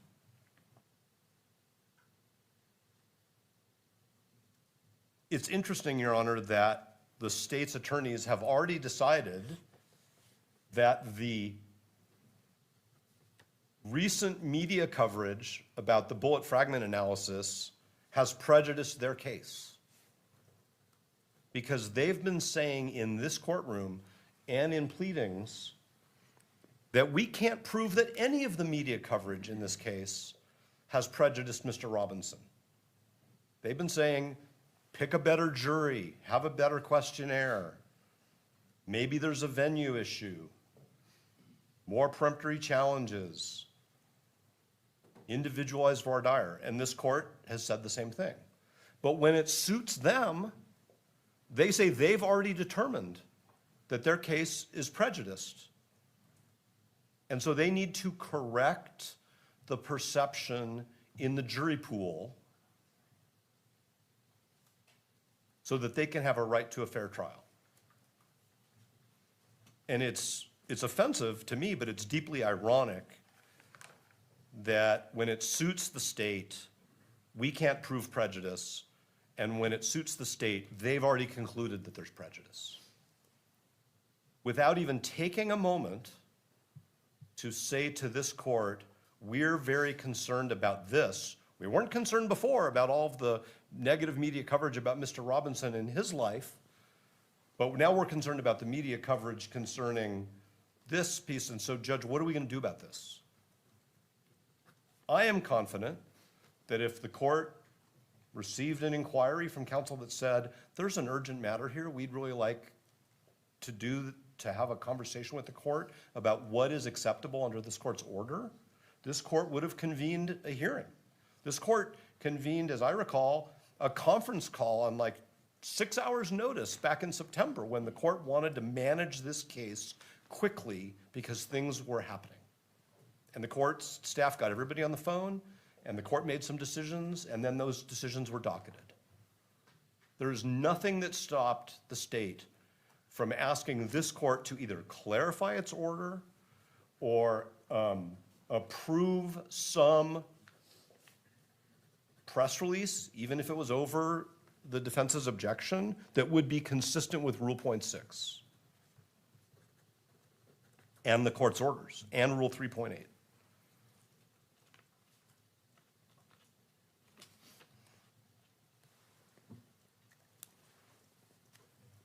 So now, in my remaining time, I'm going to go to the remedies. I think that the number one remedy in this case, Your Honor, is for this court to preclude the state from seeking the death penalty against Mr. Robinson.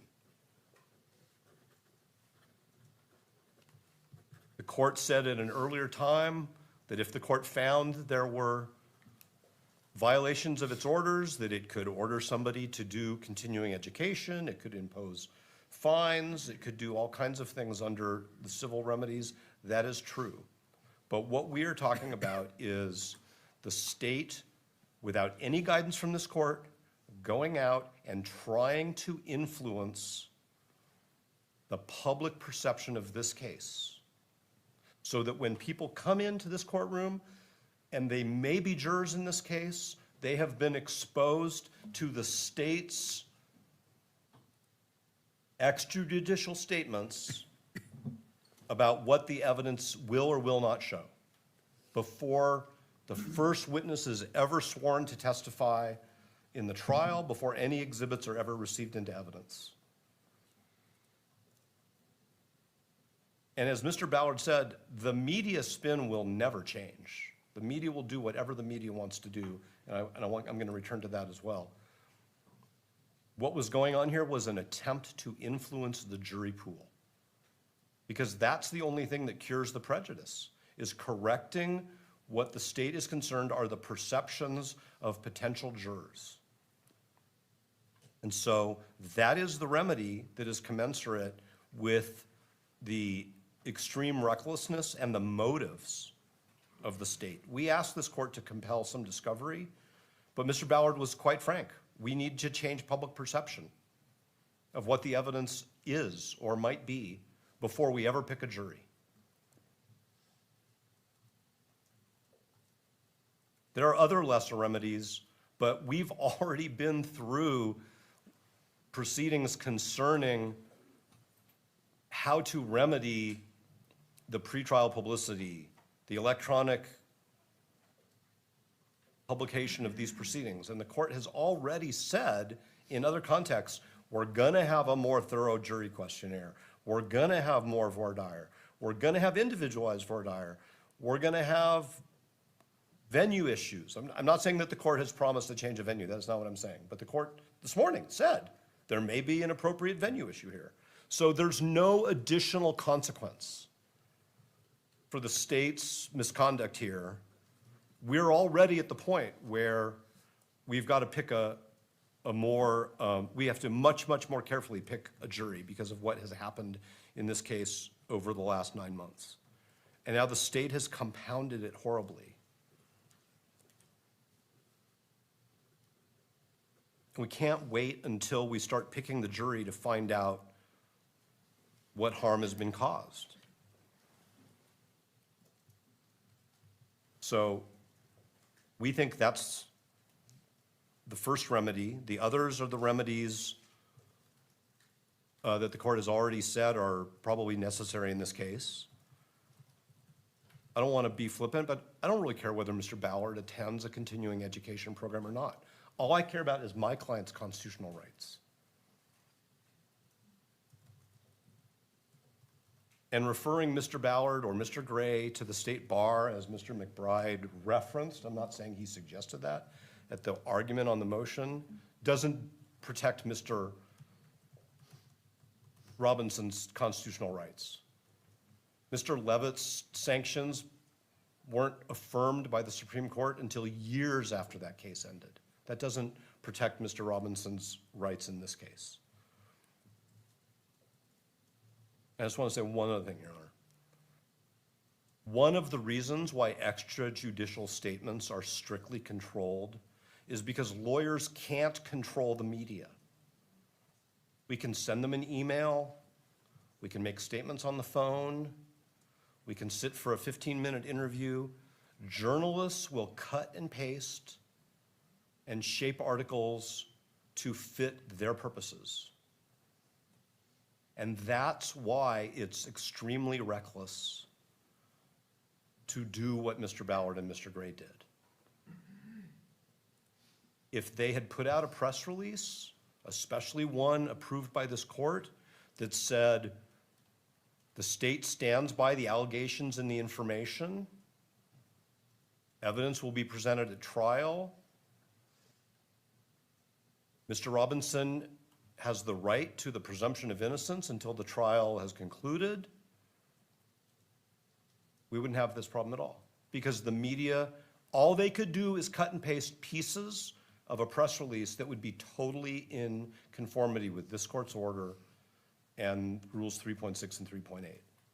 And so they let Fox and TMZ and other media entities cut and paste whatever was important to them.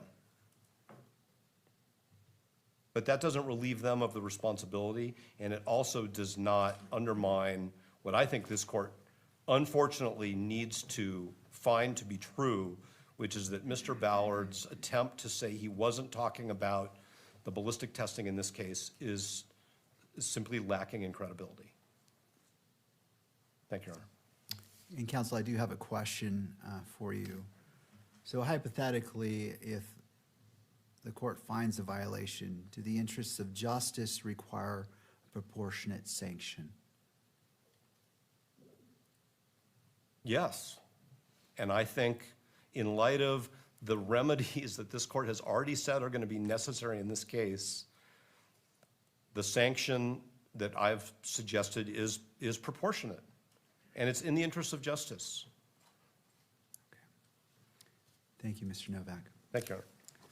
Turning to the state.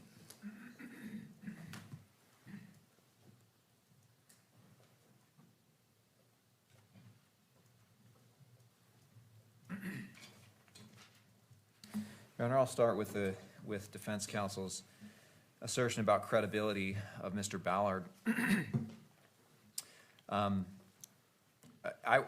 view the evidence completely different. It seems to me that Mr. Ballard was extremely credible. His statements that were reported through several media entities all said the same thing, which were, I'm not going to talk about specifics of this case, but in general, when you have an inconclusive report, it means this. Did he say the bullet? Yeah, because he was referring to the bullet referenced in the previous sentence. And that was consistent throughout all of the media that we looked at. And the Fox News story, when you see that, you can tell it cut off the last word when it begins his next sentence. That's how quickly it starts. And so and that's consistent. His testimony that he was referring to a general inconclusive result is consistent throughout all media entities here. But the reality is it doesn't matter anyway, because Rule 3.6b says attorneys can reference matters in the public record. And this report was in fact in the public record by this time because defense counsel attached it to one of their pleadings. The court ordered that it would be public, and it was public. What Mr. Ballard's efforts at being general rather than specific show is a measured and thoughtful effort to correct the unfair prejudice that faced his client, not an effort to prejudice the defendant.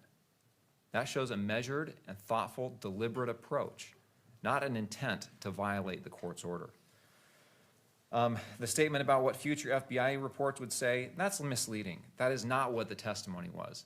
Mr. Ballard testified, I talked about what the future FBI and ATF reports may say, and that was in reference to the motion to continue the preliminary hearing that talked about the lack of discovery of underlying data supporting the scientific reports. That's what the testimony was. Despite what Mr. Novak may want to say here, we're limited to what the testimony is here, and that's what the testimony was. The hypothetical, where defense says, well, taking the state's position at face value, then defense counsel could get up and say, I believe my client's innocent. That's comparing two completely different things. Rule 3.6, the comment to Rule 3.6 says, attorneys should not be saying they believe someone is guilty or innocent, right? That's not what Mr. Ballard said. He didn't come up and say, I believe defendant is guilty. That's not what he said.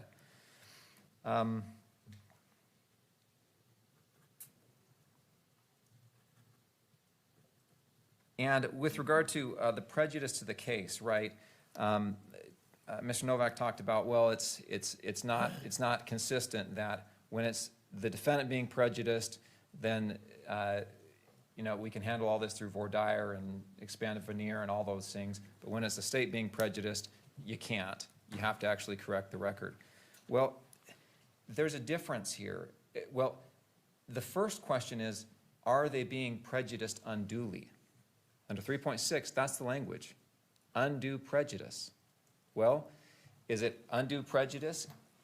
When the evidence, and we all know this, everyone in this courtroom knows that media was misrepresenting the evidence here.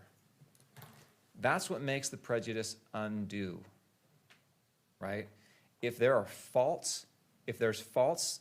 a false narrative that's being pushed, that's undue prejudice. Under 3.6, that's when you step in and correct it. Now, that's why the comment to 3.5 or 3.6, comment 5 to Rule 3.6 is helpful, is because there are certain things that can create undue prejudice, such as an attorney's opinion on guilt. So if Mr. Gray had stood up at the initial press conference in this case and said, trust me, I am your elected county attorney, I believe the defendant is guilty, to correct that undue prejudice, yes, defense counsel could have got up and said, members of the public, it doesn't matter what the county attorney said, what the county attorney believes. What matters is the presumption of innocence, and we've got to wait for a jury and all of those things, right? But that would be undue prejudice, right?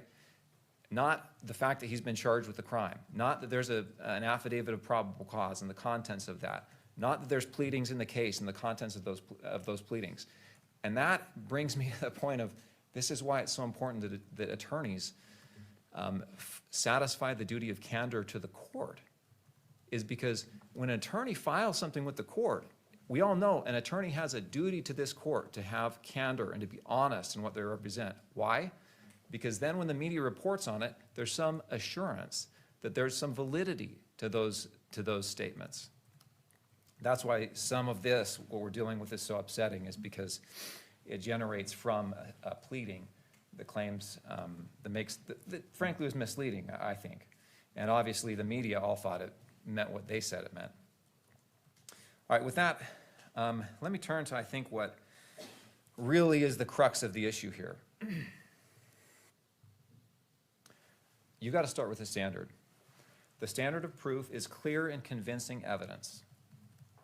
In order to find Mr. Ballard or Mr. Gray in contempt, the court has to find by clear and convincing evidence that Jeff Gray and or Chris Ballard intentionally violated the court order.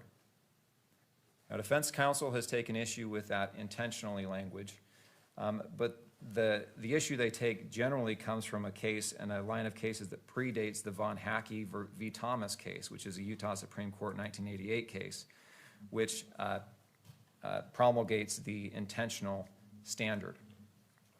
That same standard was reiterated in Sumner v. Sumner, a 2012 Utah Appellate Court case. These are cited in the state's brief, I should mention, as well as the Kohler v. Allen 2020 Utah Appellate Court case. That's the standard. Proof by clear and convincing evidence that these attorneys intentionally violated your order. In this circumstance, the defense can't prove, and I don't think the court can find, the actus reus, much less the mens rea, which is much more difficult to prove. When you look at the actus reus, these statements did not violate the order, which explicitly refers to Rule 3.6. That last line of the order says, right, this order does not preclude the attorneys from speaking to the media. See Rule 3.6b, right? 3.6b allows attorneys to talk about material in the public record. And 3.6c, which allows attorney to correct extrajudicial statements that prejudice their client's rights.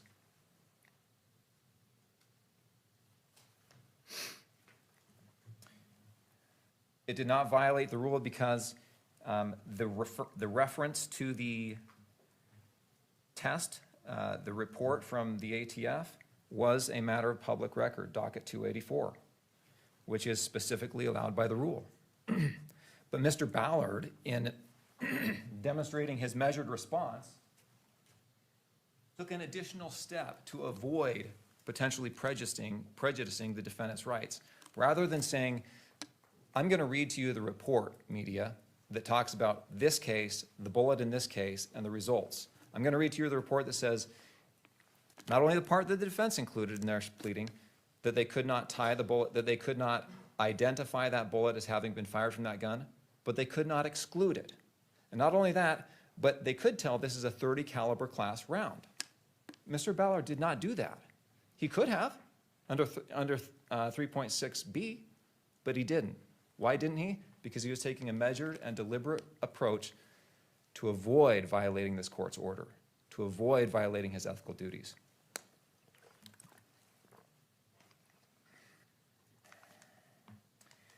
Under 3.6c, he was correcting an unduly prejudicial media to protect his client's right. Why is it unduly prejudicial? Because it was false, right? This narrative that the bullet didn't match was false. Everybody in this courtroom knows that that narrative was false, and he was correcting that narrative. It's hard for me to think of a circumstance where 3.6c would be more directly at issue. We have here perhaps the most high-profile murder case in the world. Certainly one of the most high-profile murder cases in Utah's history that has generated extraordinary attention from the media and from the public. We have here, not only that, we have here reports that are claiming that are misrepresenting the evidence and claiming that it completely exonerates the defendant. And those reports are false, right? Hard to see a circumstance where 3.6c would not be more at issue. So, Your Honor, I don't think the court can even find the actus reus here. I don't think the court can find that the statements that were made by Mr. Ballard violated 3.6b or 3.6c and therefore violated the court's order, much less that Mr. Ballard and Mr. Gray intended to violate the court's order. When it comes to the mens rea, the intent, you can see by the statements, by the testimony, that both Mr. Ballard and Mr. Gray were deliberate. They talked about Rule 3.6. They were aware of 3.6, 3.6c. They were aware of other cases where corrections of the record had been brought up, including by lead defense counsel here, where she corrected the public statements and said the prosecutor should too. And they made measured statements, Mr. Ballard made measured statements to the media that were deliberate and did not go beyond what the rule allowed. He did not say, I believe he's guilty. He did not say, like Mr. Levitt did, I believe my witness. We believe the witness. He did not refer to evidence that would not be admissible. He referred to evidence that was in the public record.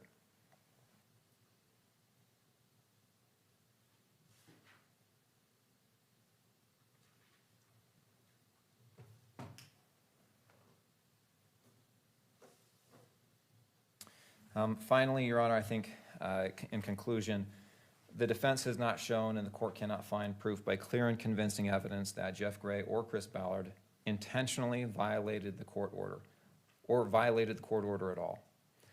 As I mentioned before, we have taken this matter seriously.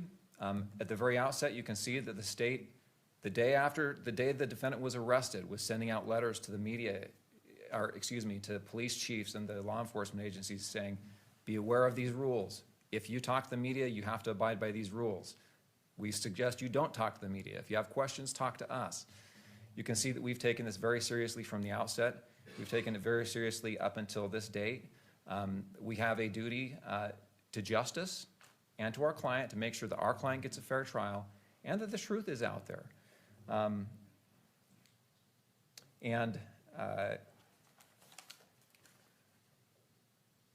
And this, of course, this issue has brought the issue front and center to us, and we've discussed it, and we've discussed how we can be absolutely certain that we do not cross the line. We don't want to cross the line. We want to stay as far away from that as possible. We believe we want the state, we want Mr. Kirk, we want his family, we want everyone, including the defendant, to receive a fair trial. We don't want to do this again. We want to do this right the first time. We believe we've done right this far, and we will exercise extreme care to continue to do right here, even if that means revising some of our protocols in interacting with the media. Thank you, Mr. McBride. I do have one question for you. With reference to the final page of Exhibit 3 and in the context of correcting the record and evaluating undue prejudice, how does the state contend that Mr. Ballard's statement, and I'm quoting, "He is presumed innocent. The ultimate decision will be up to the jury. We believe we will be able to overcome his presumption of innocence"? Thank you. Yes, first off, we don't know the exact order in which this statement was received. But I think there's two things that are important here. One is the reference to he is presumed innocence, right? That shows that Mr. Ballard was intentional about making that clear, right? The jury will find guilt. That last statement, we believe we will be able to overcome the presumption of innocence. This is a reaffirmation of the state's certification under Rule 11 that we have the evidence to proceed with the case. In good faith, we believe we have the evidence to proceed with the case. Every attorney that files a pleading in this courtroom certifies that they believe the matters contained in that pleading are supported by evidence. And that's what this is. It's a recertification. We believe we have the evidence to prove this case. All of these media reports do not undermine that good faith certification that we made when we filed the case. And I think this is where it's helpful to look at. I have this here. We cited a case, Kansas, State v. Wright, 583 Pacific 3rd, 174, where the prosecutor in that case in jury selection, so this is a much more direct, this is right to the jury pool who's going to try the case, right? In that case, the prosecutor says to them, see if I can find this quote.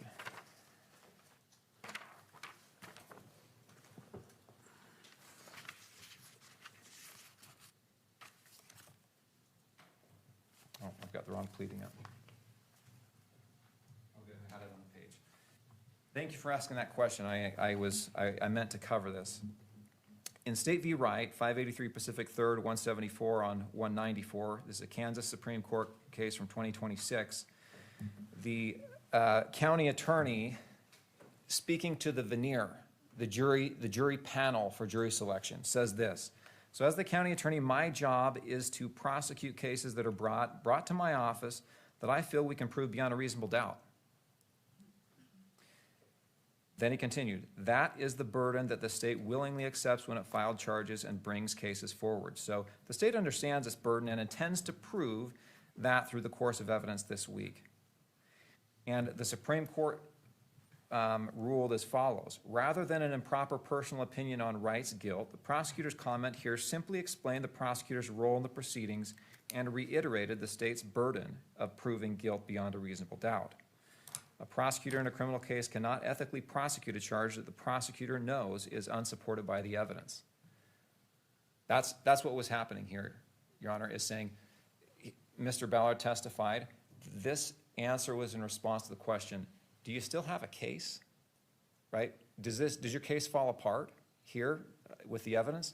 And his opinion was not, I believe he's guilty. It was an opinion directly tied to the evidence. We believe we have the evidence to prove this case. And it's nothing more than a certification that all attorneys make when they make filings and that the county attorney made when filing the information in this case. It's much less prejudicial than anything the attorney said in State v. Wright because it's directed to the media rather than the jury veneer. And it's not prejudicial anyway. I don't think anyone would be surprised to learn that the prosecutors in this case believe they're going to be able to prove it. In fact, I think if the public thought we were prosecuting cases we did not believe we could prove, that would be, frankly, shocking because it wouldn't make any sense.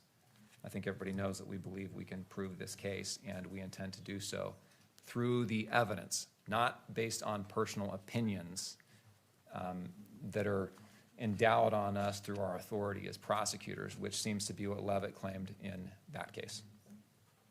Thank you, Mr. McBride. All right. Can I beg the court's indulgence for 90 seconds? I will give you 90 seconds, Mr. Novak. Thank you, Your Honor. I think we all want the court to be clear on the law with respect to the third element and intentionality. And Mr. McBride is not correct when he says that all of the cases that we cite for the proposition that violation of an order enjoining conduct requires proof of intent predate Von Hake. That is not true.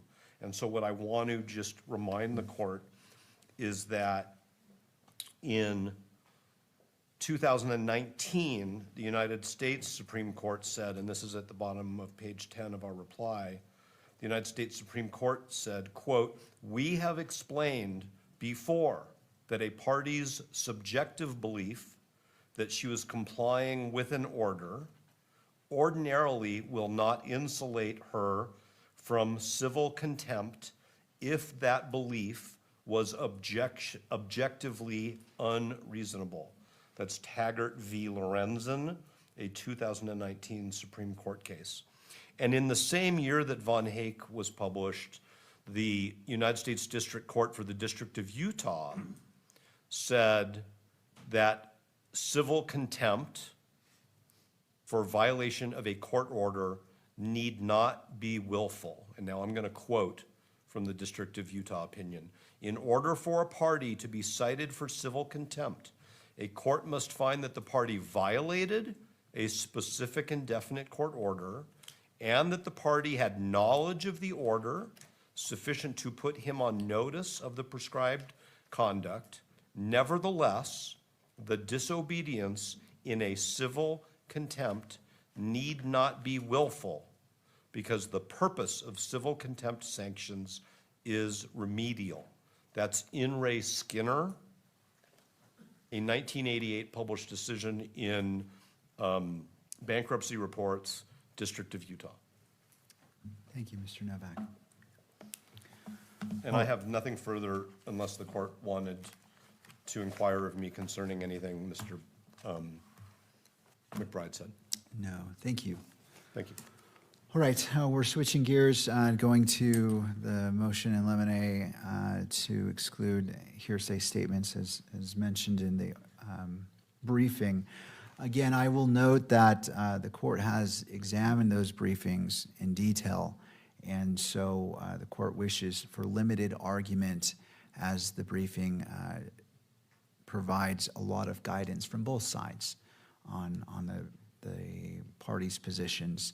And so if the parties would like to take up to 15 minutes to argue that, you certainly can, and then we'll go to the final issue that Mr. Novak brought up in the beginning. And as this is defense's motion, we'll turn to defense. Mr. Burt.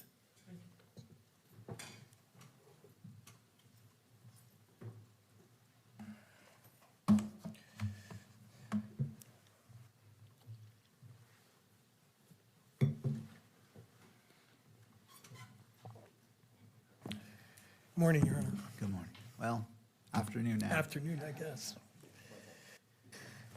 Judge, as the court knows, and as you've just noted, there's been extensive briefing here. I'm not going to get into all the technical arguments, and there are many here.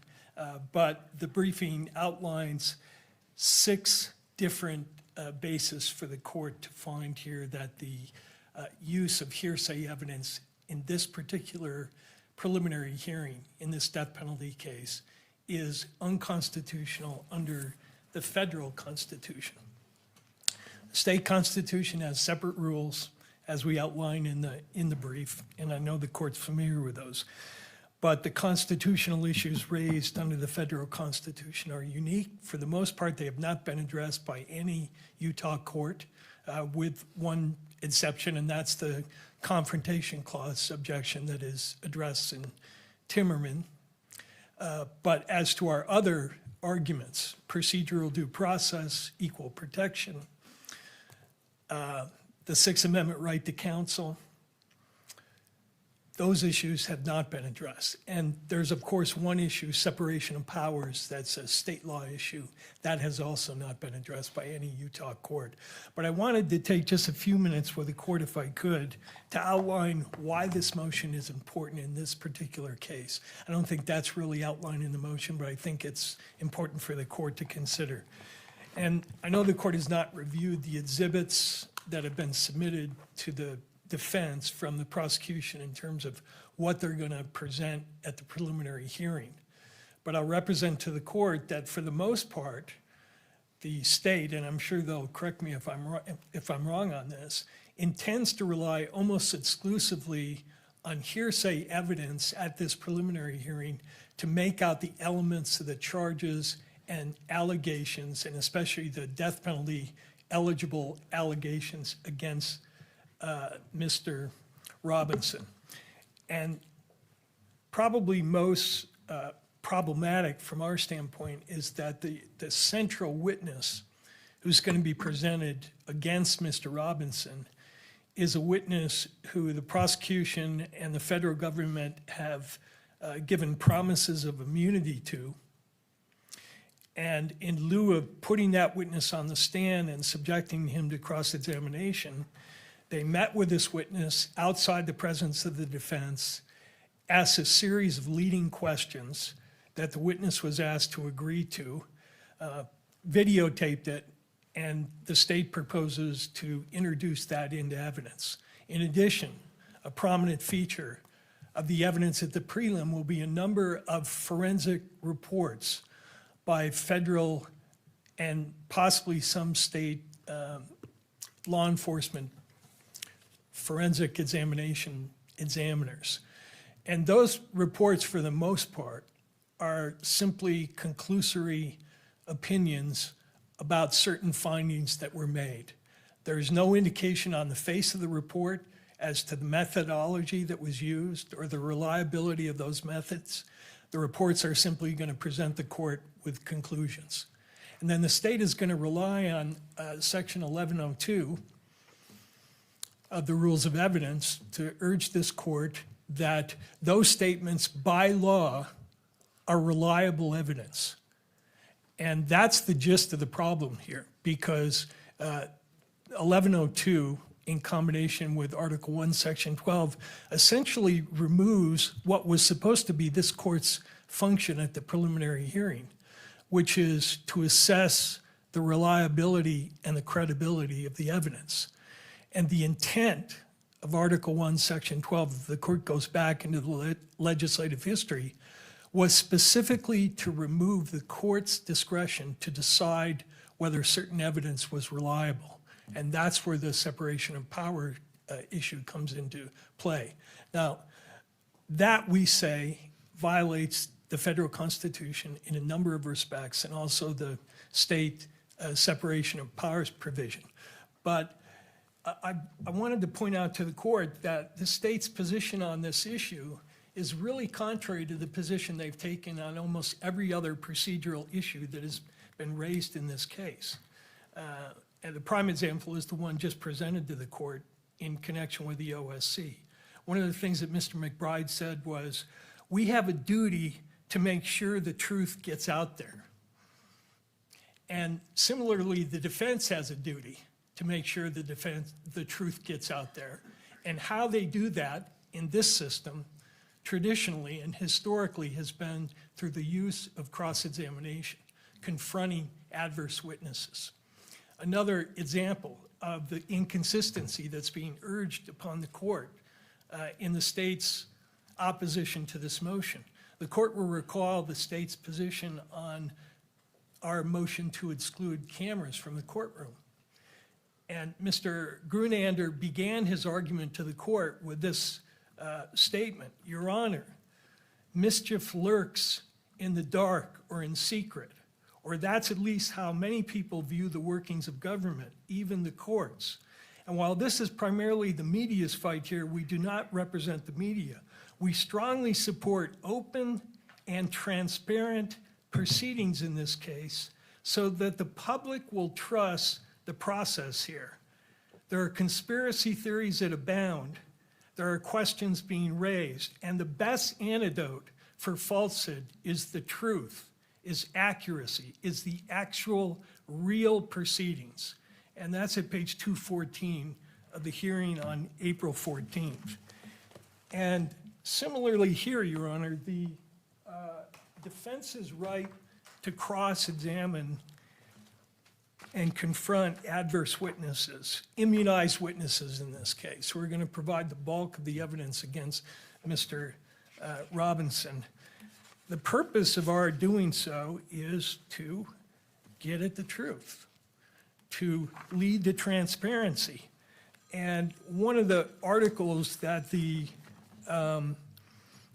state has cited to the court as indicative of an analysis that's relevant to this issue is an article by a former district attorney who, this is the Bowden article that the state cites.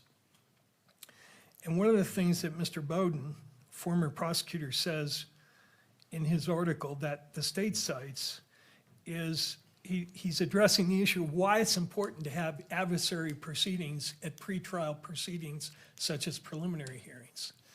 And he says, this is at page 1148 of his article, a system without adjudication lacks transparency. The public normally has no way of learning why prosecutors make the offers they do or why certain cases reach certain outcomes. The opacity prevents the public from understanding how criminal courts function. It frustrates journalists and scholars who wish to study criminal courts, and it distorts democratic feedback as voters are left with little idea of how these institutions work.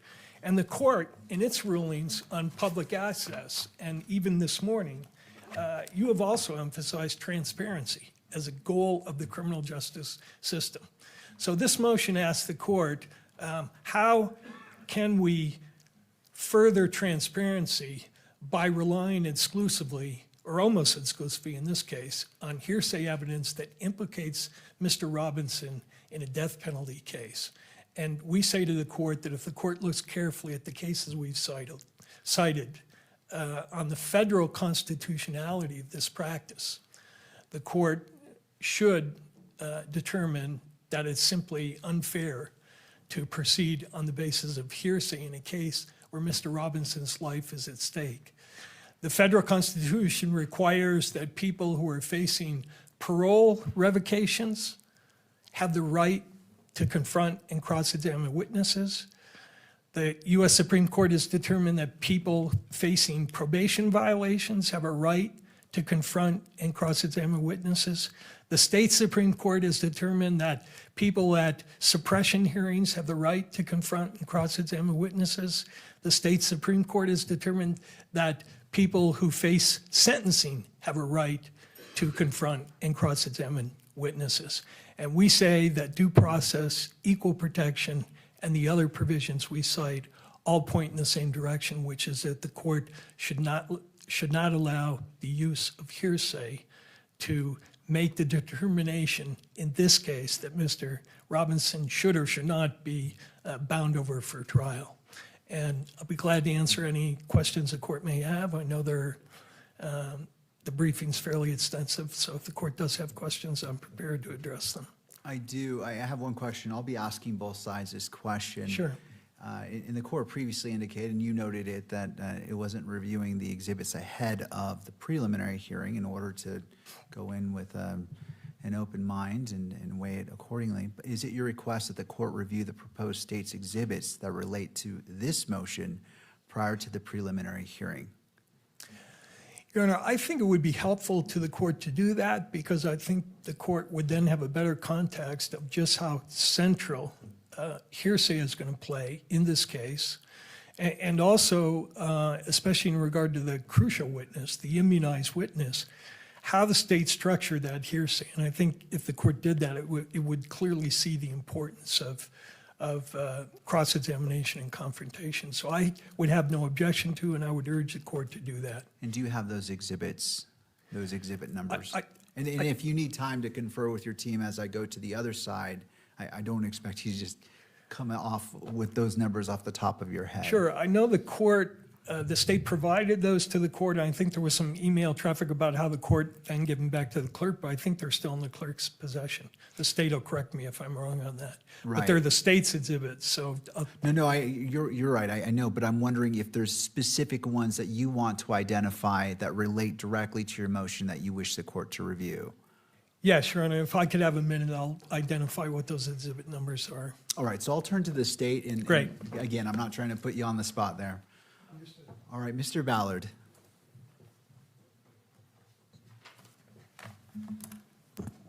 Thank you, Your Honor. The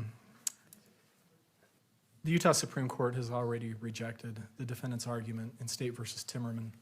This court can't overrule the Supreme Court. And I think it's fundamental, or it's important to think about the fundamental reason why the court held in Timmerman that the Sixth Amendment right to confrontation does not apply at preliminary hearings. And it's because of the very, very low burden and low standard that the state has to meet at a preliminary hearing.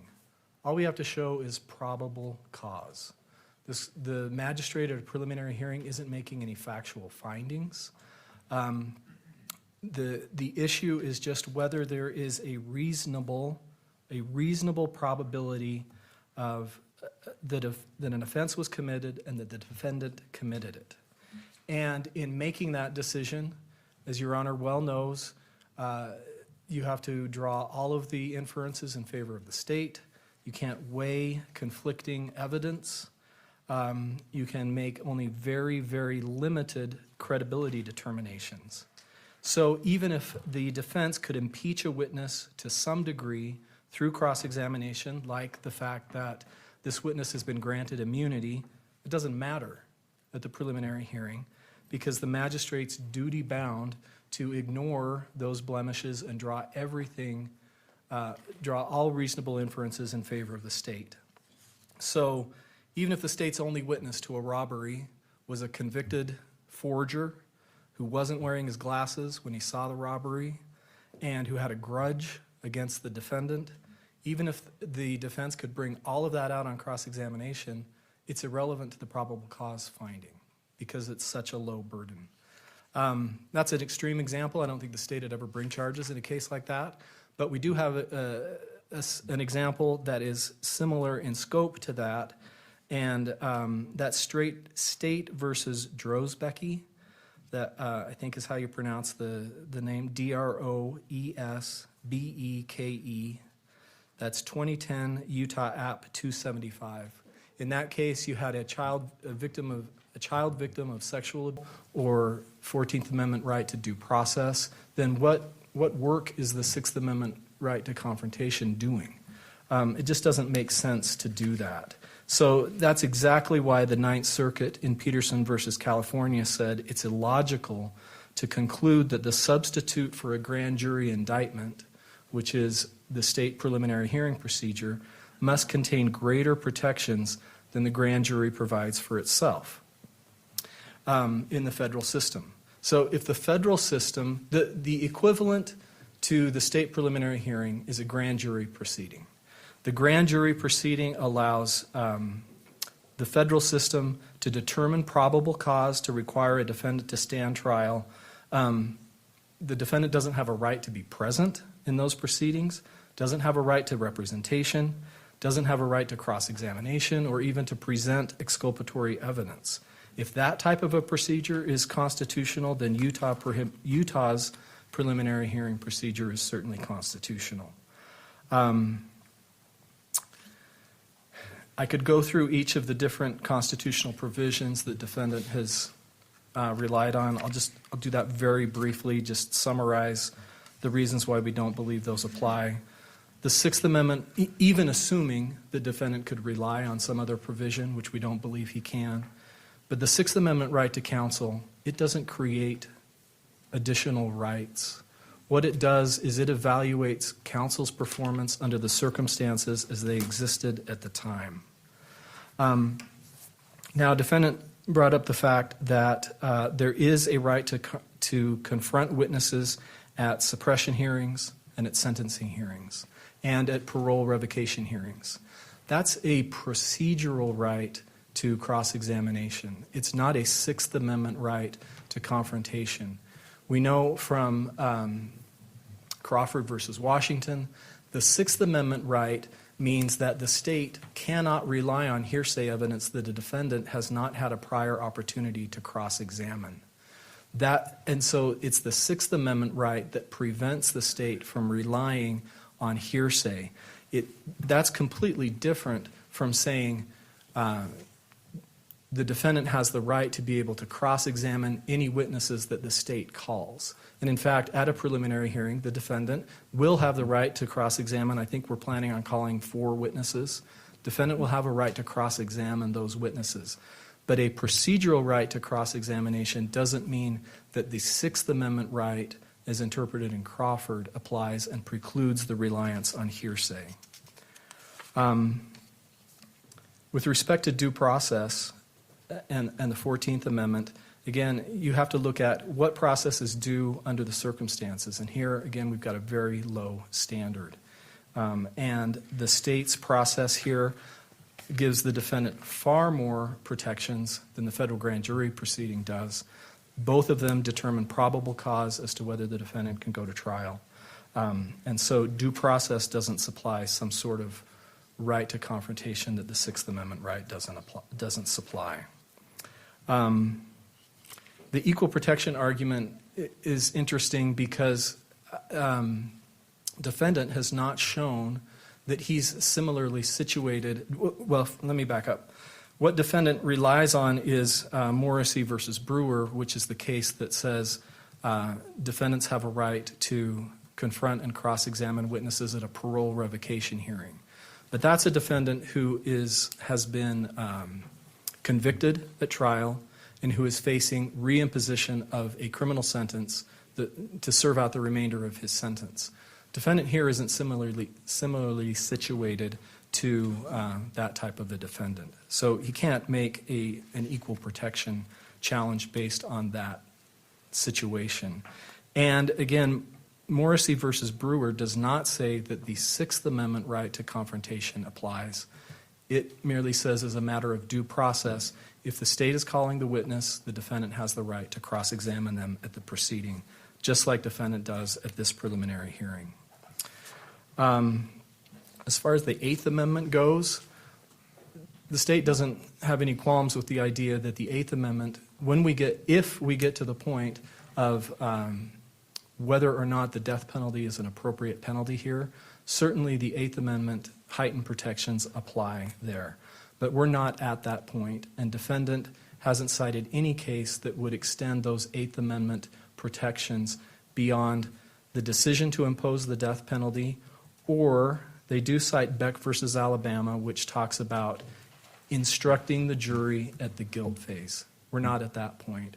You can't use the Eighth Amendment and say, well, because this is a death case, there's super due process or there's additional rules that apply above and beyond the procedural and evidentiary rules that apply at every other stage of this proceeding.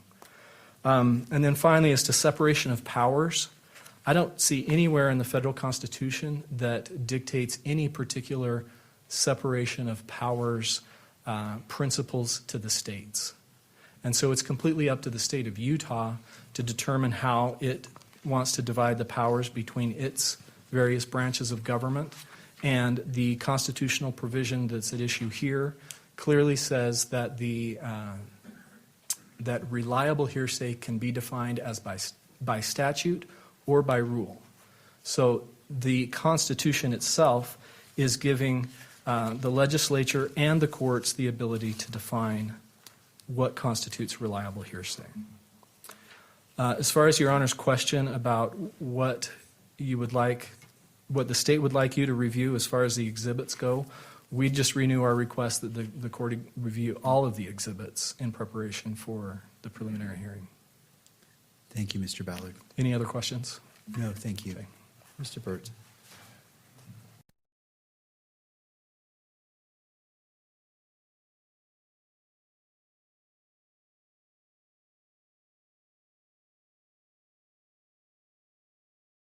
Preliminary hearing witness and exhibit list, and I can provide a copy to the court. I've circled the exhibits we're asking the court to review. They are exhibits 11, 16, 30, 31, 32, 33, and 34. I have a copy for the court with those highlighted if the court would like it. Thank you, Mr. Burt. Yes, and if May you'd I like to approach, you may. I appreciate it. All right. Thank you to both parties. And Judge, could I just briefly respond to of the course. arguments that were made by the state? Just quickly to run through them. The state emphasizes there's a low burden at the prelim. Granted, it's a low burden, but as the State versus Virgin, VIRGIN case said, low burden does not mean no burden. And the U.S. Supreme Court in Coleman versus Alabama recognized that the burden of proof at the prelim is very low. They nevertheless held that the defendant has a Sixth Amendment right to the effective assistance of counsel. So the fact that it's a low burden does not govern whether procedural rights should be applied. And the Coleman case holds exactly that. The state says that the degree of reliability depends on the nature of the proceedings. That's true. But this is a case where the state of Utah has provided procedural rights at the preliminary hearing, unlike grand jury proceedings. There are rights granted by statute to counsel. There's constitutional right to counsel. There is a right by statute to call defense witnesses, to subpoena witnesses. So the court has to take those procedural indicia into account in determining what other rights might be applicable. And both the U.S. Supreme Court and the Utah Supreme Court has said that the preliminary hearing is a critical stage of the proceedings. The state says that, citing this Ninth Circuit brief opinion, the Peterson case, that it's illogical that the preliminary hearing must have greater protection than grand jury proceedings. It might be illogical, but the reality is that defendants are accorded greater rights in preliminary hearings than in grand jury proceedings. There is no right to counsel at grand jury proceedings. There is no right to subpoena defense witnesses at a grand jury proceeding. And yet in Utah, as elsewhere, defendants do enjoy those rights to certain protections. And once having defined that it's an adversary critical proceeding, the state has an obligation to provide the tools necessary to make that confrontation meaningful. State emphasizes that the defense has a right to call witnesses. Theoretically true, but irrelevant in this case because, as the court will see from reviewing the exhibits, how the state proposes to make its case in this case is exclusively through the use of hearsay. So calling a record custodian or a police officer who has no knowledge about the essential elements of the offense, the defense could cross-examine that person on some chain of custody issues, but it's got nothing to do with the critical issues before the court, which are the essential elements shown by probable cause. And in this case, those elements are going to be satisfied by hearsay alone.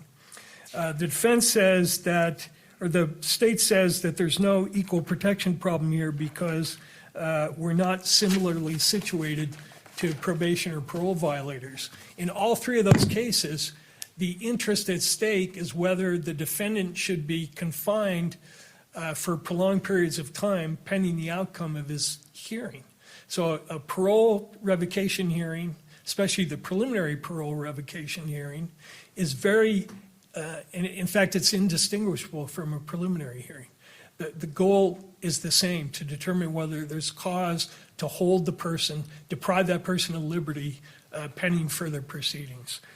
So there is an equal protection violation here. The state says that the court can only look to the Sixth Amendment. As I understand the argument, the court cannot look to procedural due process as guaranteed by the 14th Amendment. It cannot look to equal protection. It cannot look to the 8th Amendment.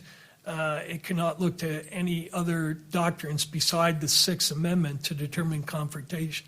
And we've pointed to the court a long line of cases in both the U.S. Supreme Court and the Utah Supreme Court, which refute that contention. It's clear the court has an obligation to look at whatever constitutional provisions are implicated by the procedure in question.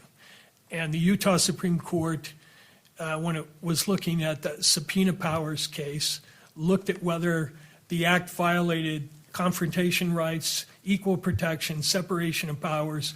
No one ever suggested that the court had no power to look at various constitutional theories. That theory is not supported by the case law.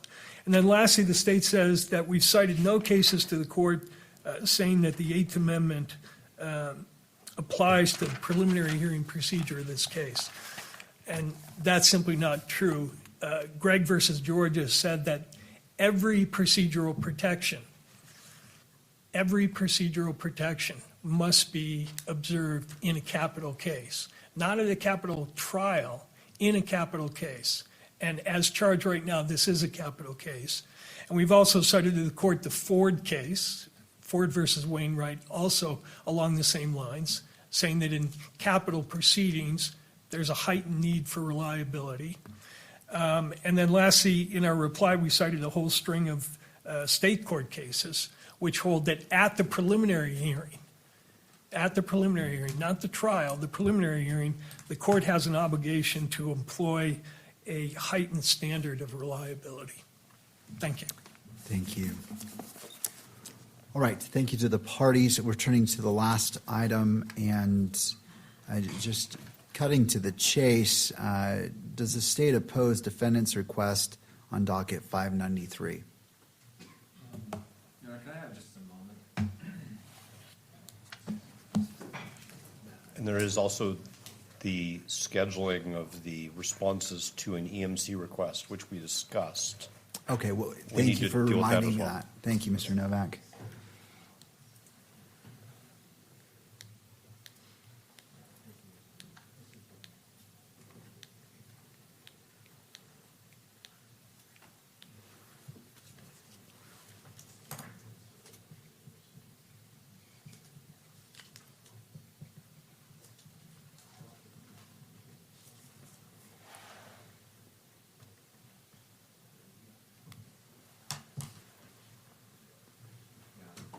Your Honor. If you would like to approach the lectern, Mr. McBride.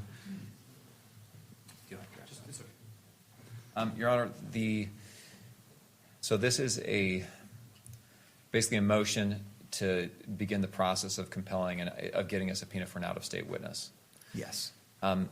Here's the issue is, we know that from the pleading that the out-of-state witness's attorney has declined to accept service for their client, and this witness has appeared by 1102. We believe that that's appropriate and satisfies probable cause. The rule requires defense counsel to certify that this witness is necessary and material to the probable cause determination. Under State v. Lopez, we don't believe it is. We got this at 8:03 last night. I looked at it for the first time just moments ago. What I'd really like to do is have a couple of days to respond to this. I know time is of the essence, but that's where we're at. So I really don't want to respond right now. If I did, I'd probably submit on what I've said right now. I see. Thank you. To defense, is there any additional briefing needed in addition to what you've submitted on docket 593? And so I'm just seeing if there is, trying to create an expedited. Only to respond expeditiously to whatever the state files. So for example, and again, we're both going off the fly. I'm now responding to Mr. McBride's statement. This is not a Lopez situation. The witness is not the victim in this case, as Your Honor knows. So it's not a Lopez situation. It's a question of whether the witness is a material witness. So I think to squarely answer the court's question, we need a very short period of time after the state responds, and if the witness's counsel wants to respond, to file, I guess, what we would call a reply. But we are moving we can move as quickly as the court requires. Thank you.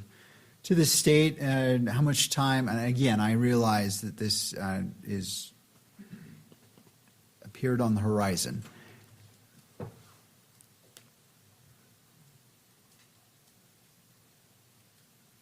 We can have till Tuesday close of business. All right, so we're looking at Tuesday, the 16th of June. Yes. All right, close of business. Mr. Novak, with that information. I think Thursday, the 18th. All right. I close of business as well. And actually, in some ways, this may or may not sync. Anyway, go ahead, I'm sorry. Well, and I know where you're going. Does that sync pretty closely with the last remaining issue, briefing on the potential? Well, the problem with that is until it's filed, the request for an EMC, that starts the time. My lawyer math doesn't get me to how close we are to the prelim off the fly, but that's the trigger point. I was an economist before I was a lawyer, so right, my math might help. So you just want to hold that there for a second and move on to the other one and then see if they're in sync, or what did you want to Well, and I'm fine. It sounds like we have a good understanding for the briefing on that particular docket 593. So that's been resolved. Turning to the last issue is in regards to the EMC. When would the 14 days?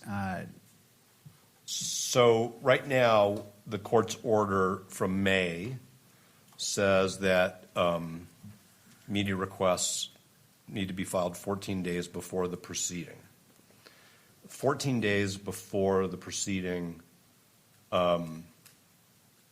which is on July 6th, is June 22nd. Which would a week not- from Monday. Pardon? A week from this coming Monday. So this is what I was going to propose, and we did meet and confer about this. And my understanding of the state's position is they don't want the court to change its order. Okay? So I understand that's their position, but here's our proposal. We propose that for purposes of the preliminary hearing of July 6th, if it proceeds on that date, that the court adopt the following schedule. Any request for electronic media coverage should be filed next Wednesday, June 17th. And we will take it upon ourselves, meaning Mr. Robinson's defense counsel, to personally notify counsel who've entered their appearances on behalf of the media entities of any new deadline that the court sets today. So we will notify them so that the court doesn't have to rush into publishing an amended order unless the court wants to do so. But we can notify them, copy the state, copy the court staff. It's a form, as I understand it. This is the event. This is who's going to be behind the cameras. It's submitted. Okay, it's not a complicated document.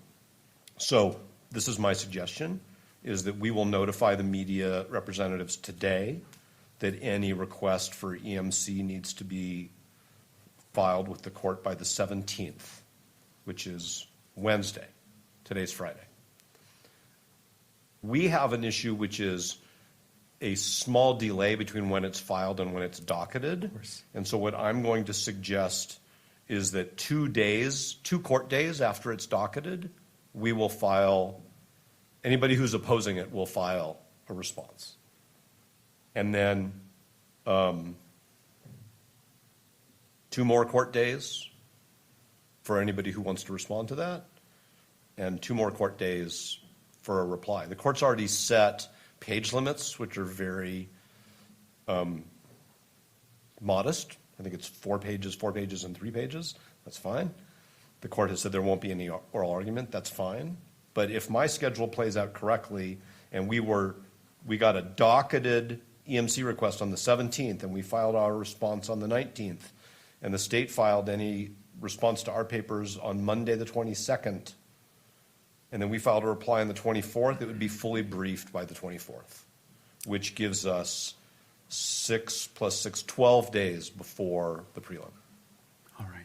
Thank you, Mr. Novak. The state wishes to be heard on this issue.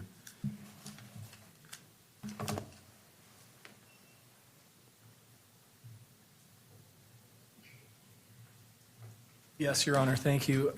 I think we're not discounting the importance of and the significance of the media issues in this case. But I think it's significant, as Your Honors already noted earlier this morning, that you granted a very generous opportunity to deal with these electronic media requests, that it's far more generous than what the rule requires. It appears to me that what the defense wants is an opportunity to get a ruling from this court on electronic media requests, so that then if it's a ruling that they don't agree with, that then they can seek yet another interlocutory appeal and perhaps file a motion to stay this case.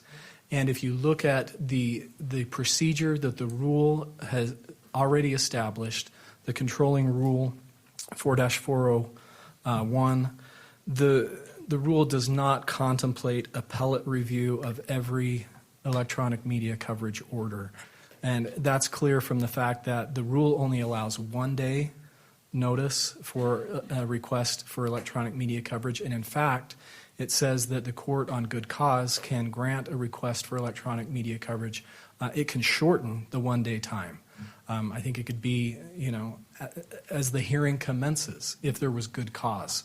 So as the court has already established its schedule, it allows 14 days before the hearing for the request. Under that current schedule, the court could have a ruling on the request by July 2nd, which would be before the hearing. So we don't believe that this procedure, which presumes that electronic media coverage, those requests will be granted, that it needs to be set up so that there can be the potential for appellate review of every one of those orders. Thank you. Thank you. All right, thank you to the parties. I appreciate you conferring with each other and trying to find a solution. I'm going to respectfully decline to adopt what Mr. Novak presented, and here's why.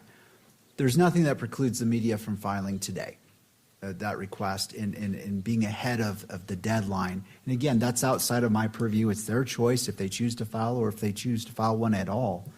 And so the court will rely upon the previously set schedule. Again, if the media files early, that doesn't preclude the parties from filing as soon as they can or they wish to, and the court still having sufficient time to do its duties. And so that's the ruling of the court as it relates to a different schedule as it relates to media requests for coverage, EMC, of the preliminary hearing on July 6th. It goes to the very last issue, which is the court is taking these two issues argued today under advisement, and as this court typically does, I always like to review everything, and I appreciate the quality of the arguments, the quality of the briefing, and what is clear to me, the hard work of both defense and the prosecution and the seriousness applied to these important issues. If you wouldn't mind taking a look at your calendars, the court has an opening on June 22nd at 9:30 a.m. to issue rulings on both of these matters. And as is traditionally has happened, it's done on WebEx, but of course I'll hear from the parties on their preference as well as the attendance of Mr. Robinson at that hearing.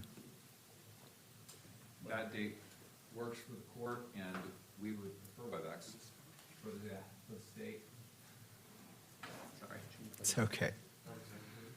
9:30 in the morning. That's fine with Mr. Robinson's counsel, and we will ask that Mr. Robinson appear by WebEx audio only from the jail as usual. All right. Thank you to the parties. Anything further? Any party needs the benefit of the record before we go into adjournment? All right. Thank you all, and court is now adjourned. All rise.